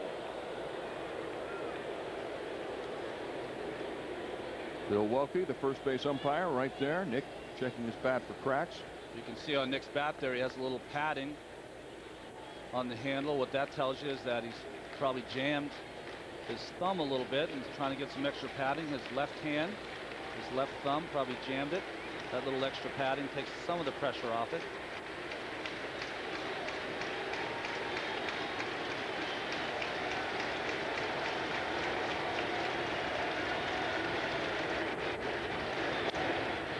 And Nick fights off a pitch in on his hands. Yadier Molina wants to go out and talk with Suppan.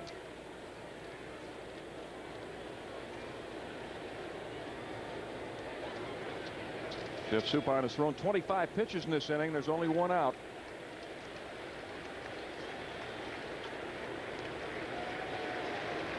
We've often said Nick Johnson will not get into a pitcher and chase a pitch that's not a strike. His knowledge of the strike zone is quite good. And he draws a bases loaded walk. In to score is Wilkerson. Johnson gets credit for an RBI, and it's 3-1. Well, a great call right there, Mel. Anyone you want up in that situation, it's Nick Johnson. Suppan tries to change up first. A little curveball, 2-0. Nick goes out of the strike zone to swing 2-0. Right there, they crossed up. Change up 3-1, gets to 3-2. Fouls off a tough curveball, and there, a little change up again. Not in the strike zone. Vinny Castilla's turn. Vinny has struck out twice tonight against Jeff Suppan. Was after the first pitch, bounced to short. Eckstein to second base. The throw to first. It is good. Double play. Well, Nick Johnson buried Mark Grudzielanek, but he was still able to make the throw to first. Nationals pick up a run. It's now 3-1 Cardinals. Floated and 1 out, but could get only 1 run. That was on a bases loaded walk. Well, Vinny swinging at this first pitch with the bases loaded, hits this to Eckstein, gets the ball up. Nick Johnson does a great job of getting into Grudzielanek, but you also have to give Mark Grudzielanek a lot of credit because he stayed in there, took one for the team, made sure he got a good strong throw off, which he does. Gets upended, but finishes the double play. Good hard baseball. It's 3-1 Cardinals as Esteban Loaiza goes to work facing Albert Pujols leading off the 6th. Pujols has come up all 3 times tonight with the bases empty, which is just the way you want it. Still looking for his first hit in the series. He's 0 for 5. Strike one from Loaiza. The amazing thing about Pujols is he keeps putting up huge numbers every year, but his strikeouts are going down each season, and his walks are going up. Popped up foul out of play. His strikeouts in the last 4 years have gone from 93 to 69 to 65 to 52 last year. His walks have gone from 69 his first year to 72 to 79 and 84 last season. Well, at 25 years old, it's pretty scary that he's only getting better. He started out so great in the beginning. More of a free swinger early in his career, but now has mastered the strike zone. He's also settled in at first base. He used to play some third base and the outfield.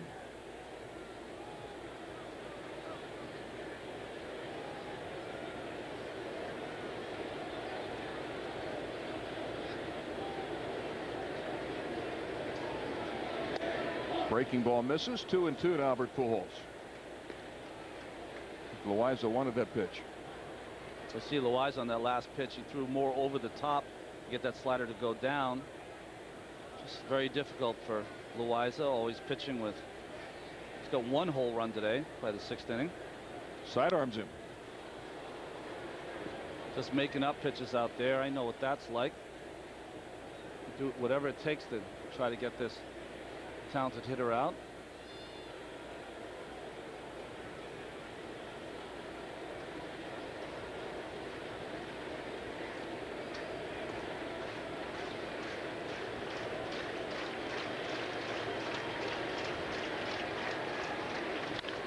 Fastball, and there's his first hit of the series.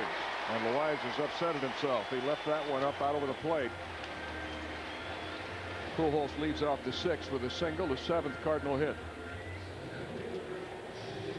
For the Cardinals, David Eckstein, Albert Pujols, Jim Edmonds each with a hit. Edmonds and Yadier Molina have each hit home runs. And Molina, the young catcher, is 2 for 2. He has a single in addition to his 2-run homer in the 2nd.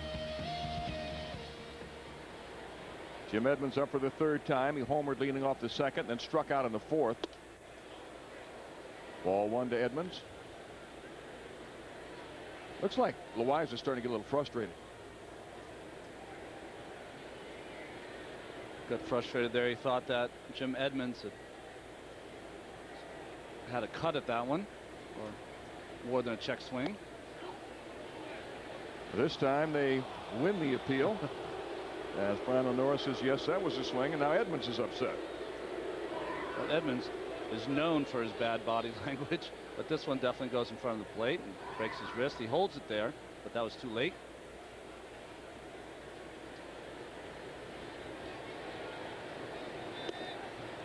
One and 2 to Jim Edmonds.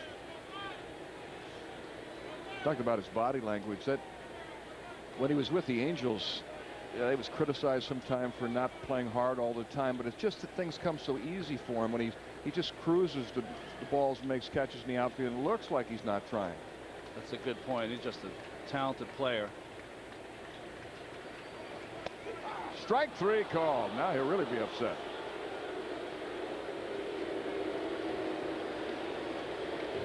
Everyone does it a different way. You have Eckstein who's diving all over the place. Here, that fastball that comes back over the plate.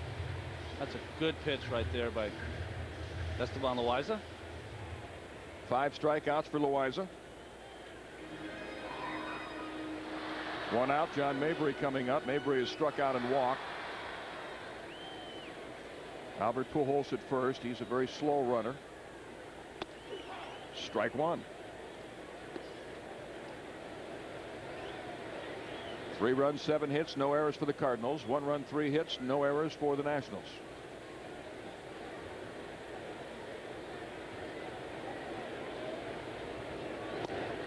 Fastball is too low. Esteban Loaiza has 3 wins against the Cardinals, but they came in 1997 when he was pitching for the Pittsburgh Pirates.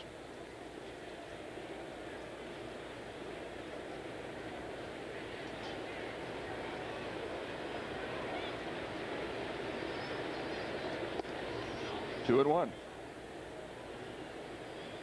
Loaiza's thrown Been trying to go in with these first 3 pitches. He missed with the first 2. That one he didn't. Got that pitch inside, but a ball too low. 2-1. He's been known to throw changeup. Changeup's a good pitch here. Maybe get a ground ball. Only problem is that hole between first and second. That's in there for a strike. Loaiza's thrown 80 pitches so far. He ran into problems in the second when Edmonds hit a home run leading off, and then later Molina hit a 2-run homer. But normally he's pretty good through the first 6 innings and then runs into problems after the 75th pitch. From the 7th inning on, opponents are hitting .314 off Esteban Loaiza.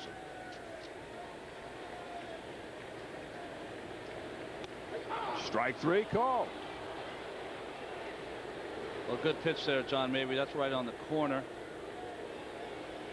Loaiza's seems like he's getting sharper as he goes along here.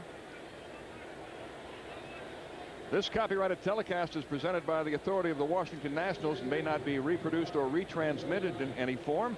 And the accounts and descriptions of this game may not be disseminated without the express written consent of the Nationals.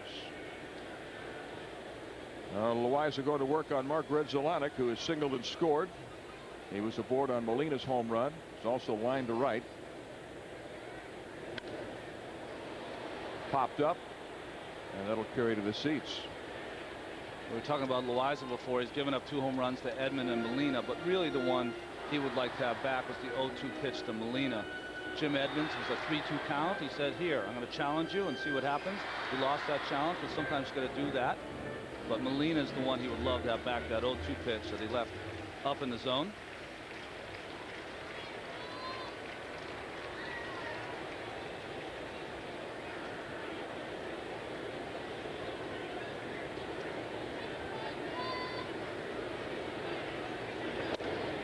Fastball runs inside. Loaiza's just been so consistent. Had a bad outing in his first start on this road trip in Cincinnati, but prior to that he turned in 8 straight outings, giving up 3 earned runs or less. He's almost averaging 7 innings every start. That's a great thing for a manager to have. But he's had the worst run support in the National League, 1.9 runs when he pitches, and tonight they've gotten him 1 run. Interesting pitch selection there. That was a 1-1. You've talked about this, Mel, that get me over kind of fastball that you throw about 80 miles an hour. Threw that one there to Gritsolanek. He's thrown 2 of them. The last at bat to Albert Pujols before he got his hit. Threw one there and he popped it up to center.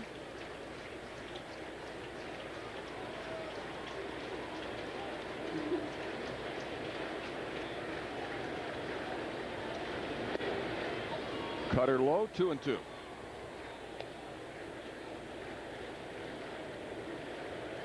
Esteban, one of the few pitchers that probably could, if he tried to, just throw 1 pitch all game. Just throw that cutter inside and outside and probably could get by with that.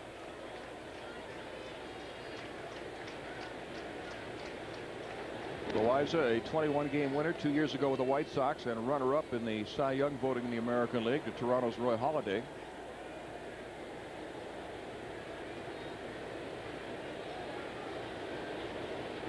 Well, certainly this game has a long way to go, but Jim Bowden, who's here in St. Louis, got to be happy with this acquisition.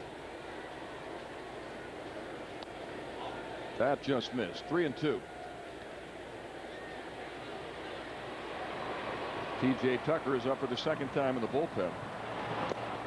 Loaiza's spot is due up 4th in the 7th.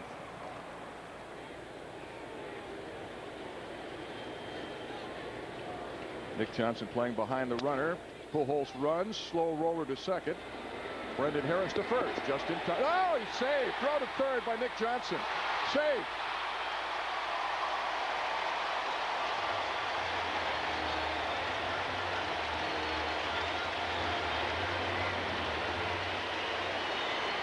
So all hands are safe. Gritsolanek safe at first. Pujols safe at third. Well, that's a shame right there. Loaiza did a great job of pitching to Gritsolanek. I think it might have been a rookie mistake here. Harris waits back on the ball, and Gritsolanek was a gritty player. You know he's going to be running hard down the first base line. Nick has a throw to a moving target because Vinny's not at the bag yet. Luckily, it didn't go through Vinny, allowing Pujols to score. But Brendan Harris sort of played that back on his heels And with a guy like Gutzelanic running down to first, he didn't give himself any chance to get him.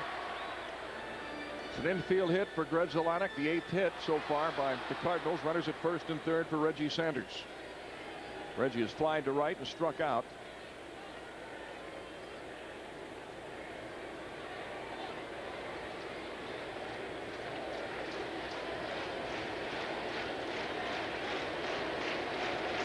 See if Tony La Russa might put some kind of a play on here.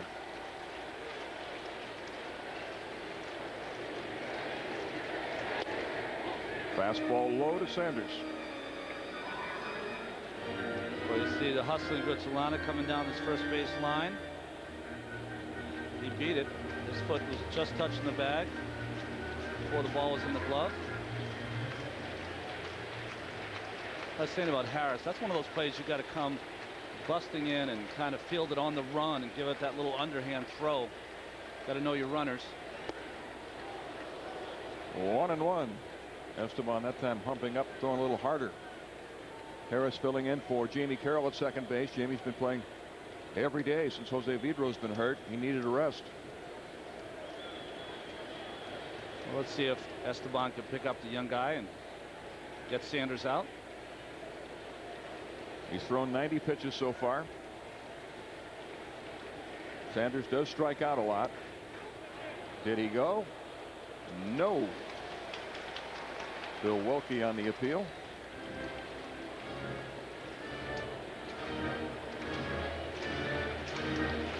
Well, I think a couple things have been frustrating for Loaiza tonight.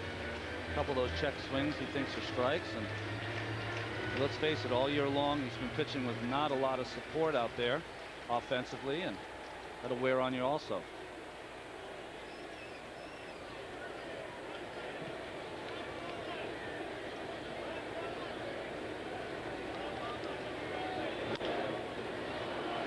Foul ball. 2-2 to Reggie Sanders, who does strike out a lot, and he will chase high fastballs. Good call there, Mel. That's a pitch that you can use against Reggie Sanders anytime, but especially with 2 strikes.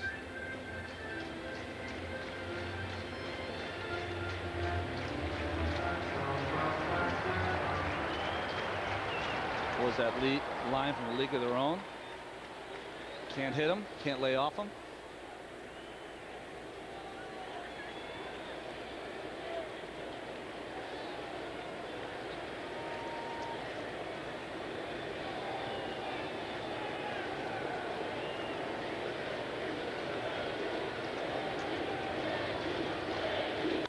High fastball, and he skies it to center field. Brad Wilkerson makes the catch. No harm done as the Cardinals leave runners at first and third. The end of 6 innings. St. Louis up 3-1.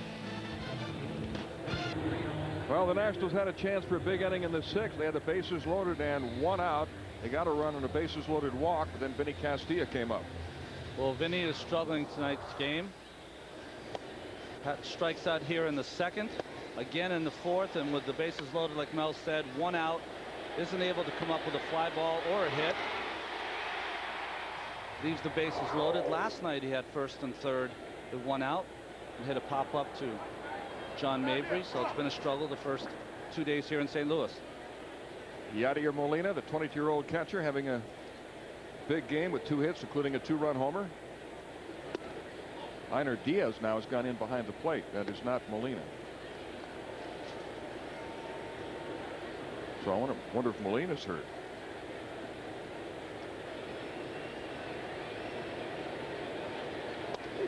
Larry Walker has already left the game with an injury.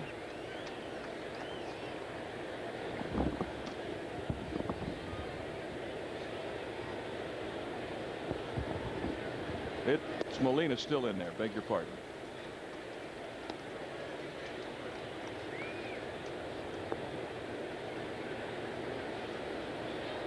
One and 2 to Brian Schneider.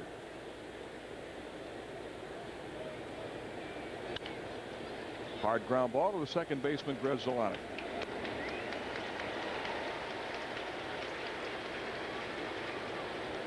Well, that's frustrating for Brian Schneider. One thing you don't want to get into as a left-handed hitter is that rolling over to the second baseman. What that means is that you're not staying inside the ball. Brian knows that much better than I do, but sometimes hitters can get into that. Left-handed hitters can get into that where you're just pulling the ball to the second baseman. That's a bad place to be. Here's Brendan Harris, who's been hit by a pitch and grounded out.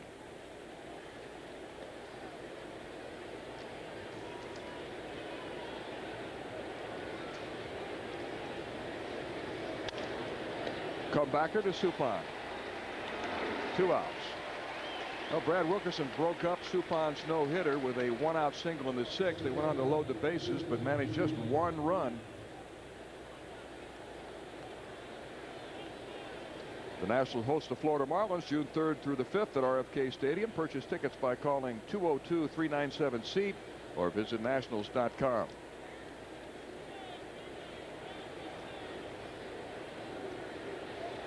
Christian Guzman up. He reached on a fielder's choice and grounded to short.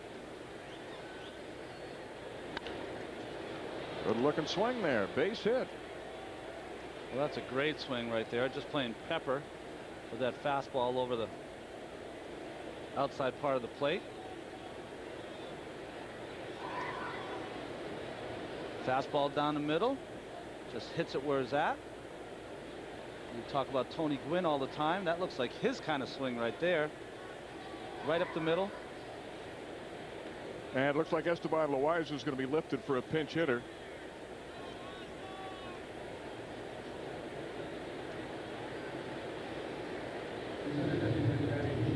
Tyrell Godwin will pinch hit. Godwin, a young outfielder, just recalled, made his debut last night and struck out in the 7th inning. Matt Morris got him with breaking stuff. P.J. Tucker up for the 3rd time. Well, unless they can get some runs in this inning, another good effort by Loaiza is going down the drain. Well, Tyrell Godwin last night was treated very unfairly by Matt Morris. Did not get the bat off the shoulder. 3 straight breaking balls. Strikeout. He goes after the first pitch, hits it in the air to left, and Reggie Sanders, who broke back, comes in to make the catch. Godwin is retired with 1 pitch. Bottom of the 7th coming up. Cardinals 3, Nationals 1. St. Louis, home of the Gateway Arch, and Cardinals baseball. Another big crowd here tonight, over 47,000. Esteban Loaiza was lifted for a pinch hitter, so T.J. Tucker, who was just activated off the disabled list on Thursday, will come in. His first appearance since April 19th. He strained his right groin muscle in a game on the 19th against Florida and was put on the DL the next day. Well, you can see he did a great job in those first 6 games. Hasn't pitched for the Nationals in well over a month. Sinker slider kind of pitcher. Will go to his slider. That's his out pitch if he gets in trouble. So another good effort by Esteban Loaiza goes by the boards. He worked 6 innings, allowing 3 runs, 7 hits, walked 1, struck out 6, gave up 2 home runs. So again, he allows 3 earned runs or less, gets nothing to show for it. You know, we've said it many times, it's probably getting old, but I'm sure it's getting older for Esteban Loaiza. Seemed pretty frustrated after the inning in the dugout. Lifted for a pinch hitter. Still only had 1 run while he was out there. Yadier Molina, the catcher, leading off in the 7th. He has hit a 2-run homer and single.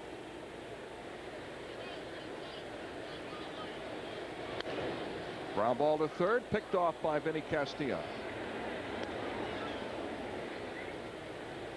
1 down. You see Vinny sometimes just sail those throws to first rather than making a good strong throw. His shoulder's been bothering him, and Frank Robinson says Vinny told him, I can get it there on a close play if I have to.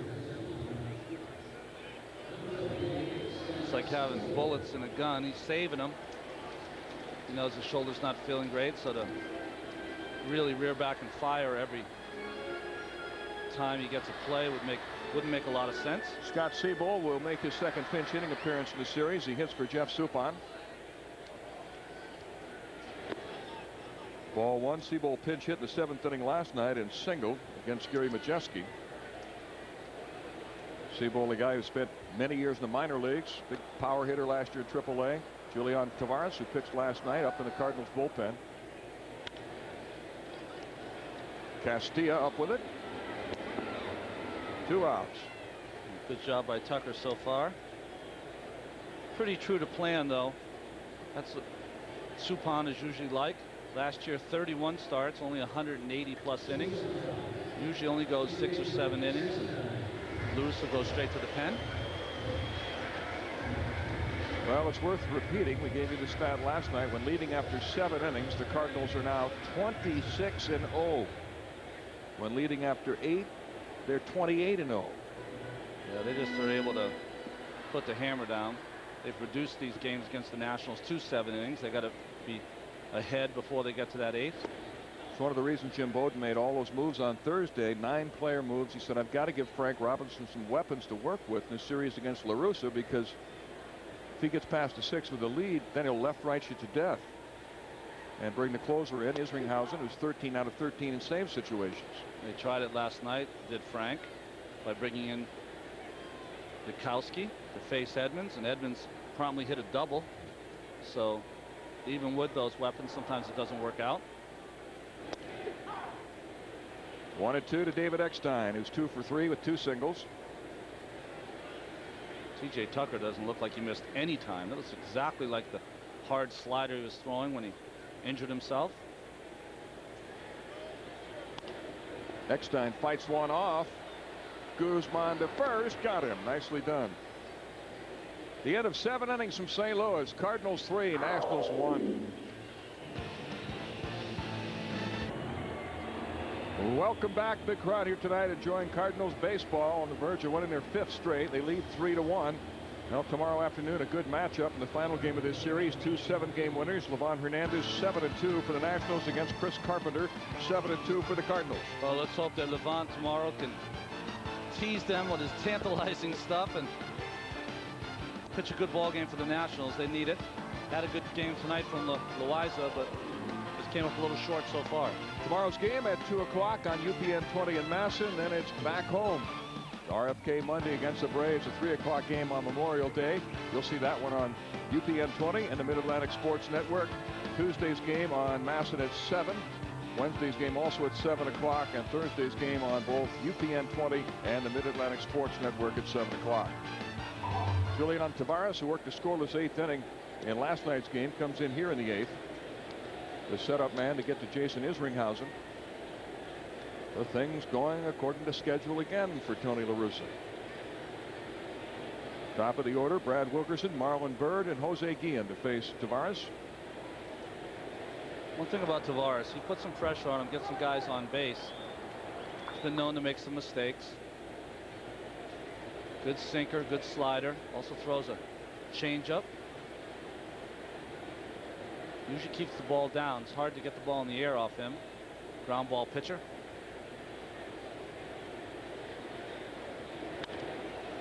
And a drag bunt attempt. Grzelcyk to first. 1 out. Well, I have to say this is the right idea by Brad Wilkerson, trying to do anything to get on.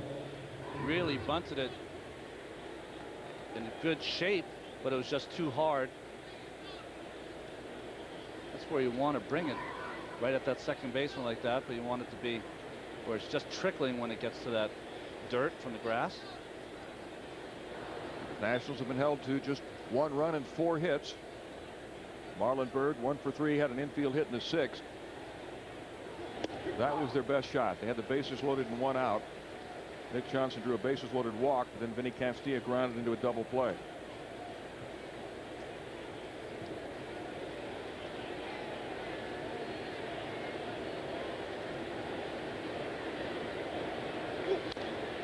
Sinker pounded foul. Jeff Suppan went 7 innings. He allowed 1 run on 4 hits, walked 3, struck out 2, and hit a batter.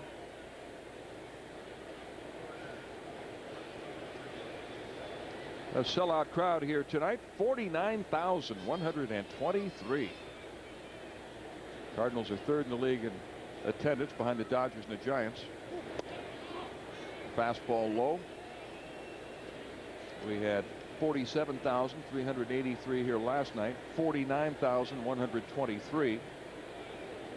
The Cardinals have moved slightly ahead of the Giants now. Nationals are not doing bad, almost 32,000. 2-2 to Marlon Byrd.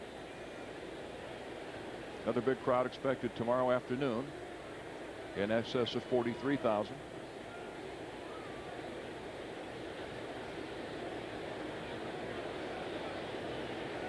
You know, even the inning that the Nationals had the bases loaded, Wilkerson had a broken bat hit to center. Bird's hit was an infield hit to Eckstein, and then a swinging bunt by Jose Guillen that went down the third baseline and stayed fair. All 4 hits have been singles. Bird breaks his bat, pops it up. Grzelcyk charges and makes the catch. Tuesday on UPN 20, what's it like being a superstar? The real story behind the lives of Brittany and Kevin. Chaotic Tuesday at 9 p.m. on UPN 20, the national station. Jose Guillen coming up. He faced Tavares in the 8th inning last night and grounded out. Guillen has one of the 4 hits, an infield hit.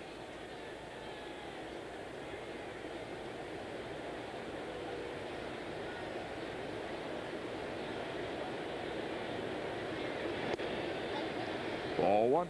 Well, Tavares took forever to come in from the bullpen in between hittings, and takes forever to get a sign from Molina. Works very deliberately.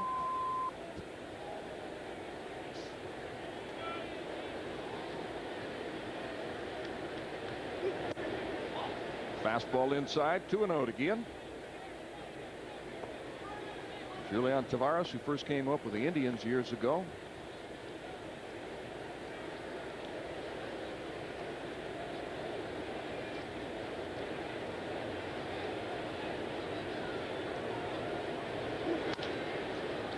Hopper to third, glove by Mabry, and he throws him out.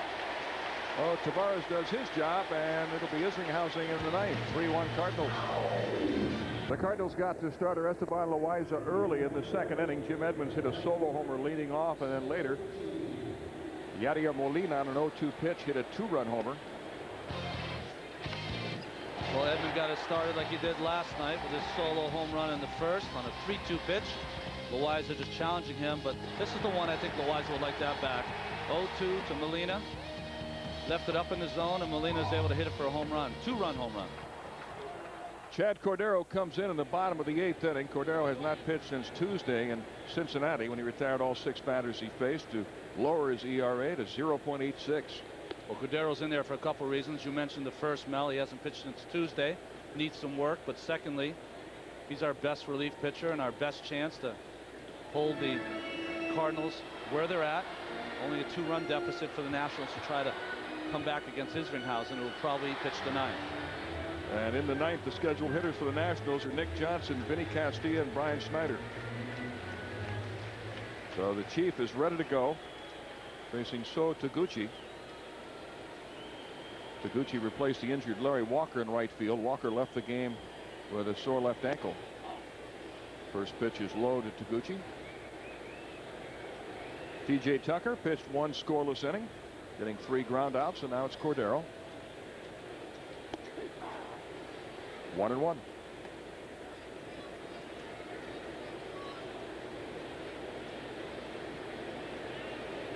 Haven't been many save situations lately for Cordero, but he's just been outstanding.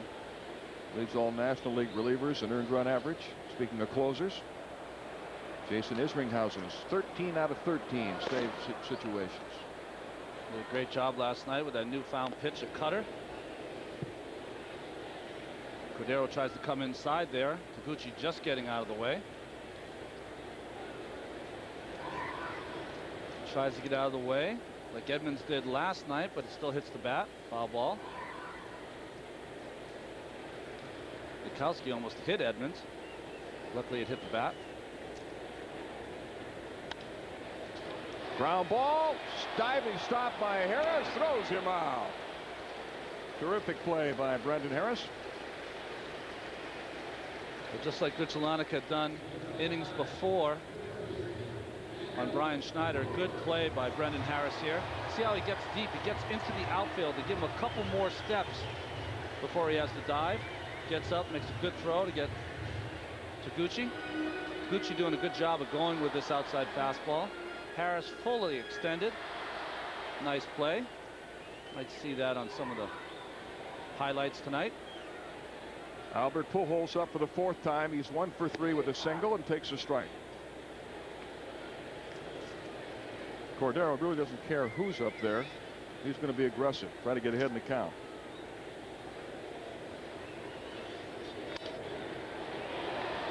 Popped up off third base. That's a new pitch for Chad Cordero right there. Pujols broke his bat. There have been so many bats being broken this year, and the theory is the reason for it is more and more hitters are using bats made of maple rather than ash. They're long, thin bats, thin-handled, like whips, and when they don't hit the sweet spot, when they hit somewhere else in the bat, they break. A lot of the guys come up with the aluminum bats that have really thin handles, and most of the mass is in the head of the bat, and they're trying to equate that with the wooden bats, and it's just killing the bats when the pitches are inside.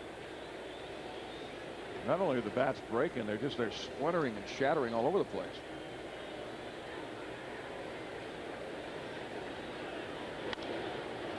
High fly ball to right. Jose Guillen has it for the 2nd out.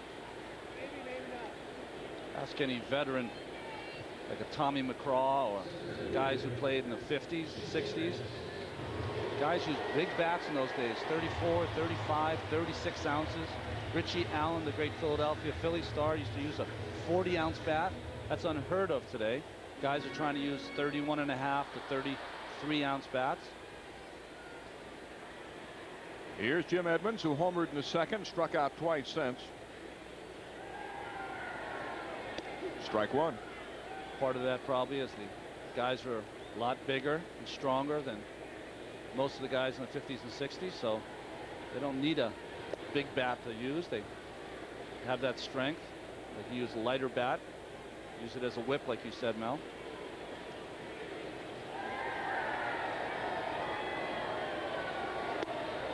Fastball a little high, 2-1 to Edmonds. You made a good point, Mel, that when Cordero's out there, it really doesn't matter who's hitting. He kind of has his own game plan, and he goes right to his strengths. Where was that pitch? Edmonds has been all over the home plate umpire Cedarstrom all night. Maybe it worked. Edmonds hit his 100th home run at Busch Stadium tonight. He has 311 in his career. That's a strike. 3-2.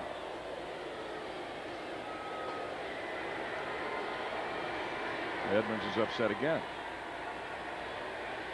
Well, if he strikes out again for the 3rd time, that will be karma, payback for him bouncing one off the bride in the spring batting practice.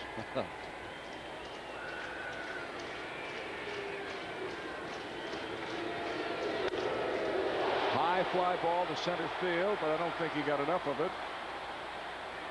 Brad Wilkerson makes the catch. The end of 8. The Cardinals lead 3-1.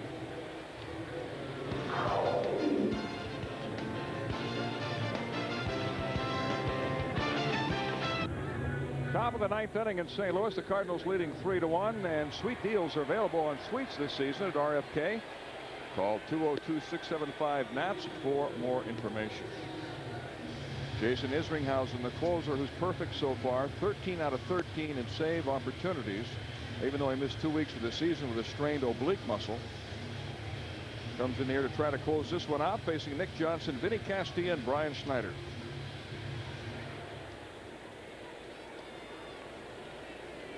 Well, early in his career, he was a starter, was Jason Isringhausen with the Mets, and more of a thrower then. Hadn't really developed into a pitcher, but as he has the right personality to be a stopper, he's just a good, fun-loving kid. Well, adult now. I remember him as a kid. And really is pitching now. Pitching to the corners, using that cutter, throw strikes, get ahead of the hitters. Has a big curveball that is just nasty, that sometimes he doesn't even use now because of his ability to throw strikes. And Nick Johnson will lead off the 9th. Nick 0 for 1 officially with 2 walks. He drew a bases loaded walk in the 6th to force in the only Nationals run. Julian Tavares retired the side in order in the 8th and now turns it over to Isringhausen. Strike one. Izzy came in the 9th inning last night. Retired Ryan Church on a ground out, and Vinny Castilla singled, but he got Brian Schneider on a pop-up and struck out Christian Guzman to end the game. There's the big hook. Ground ball to first. Pujols short hops it. 1 out. He's made some good plays in this series. I've been impressed by Albert Pujols there at first base, and I think he's only going to get better. We already said about he's played a lot of different positions, but now is finding a home. Really the only way he could have made that play. Couldn't have waited back on it. Johnson would have beat it out at first. Jose Oquendo, the third base coach for the Cardinals and infield coach, was working with Steve Siebel at second base to try to do that exact same thing. Be aggressive, come to the ball. Vinny Castillo hooks the first pitch to left field. Reggie Sanders with a diving catch.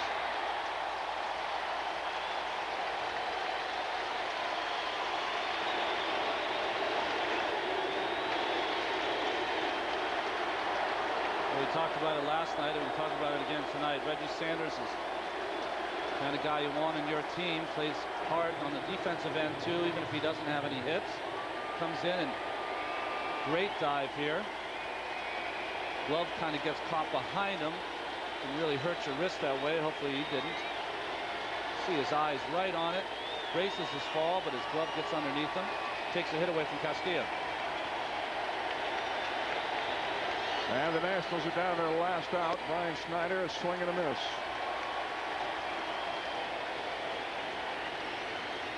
Schneider's flied out in the 9th inning last night against Isringhausen.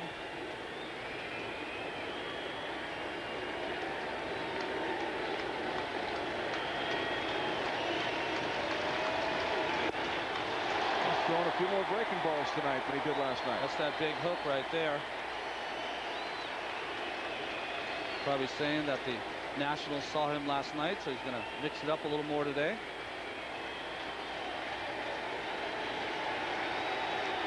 Another curveball. That's the ball game. Isringhausen picks up his 14th save. He's now 14 out of 14. Jeff Suppan is the winner. And the loser, Esteban Loaiza. Cardinals will be in position to sweep the Nationals tomorrow with 7-game winner Chris Carpenter going. Final score tonight, Cardinals 3, Nationals 1. We'll be back.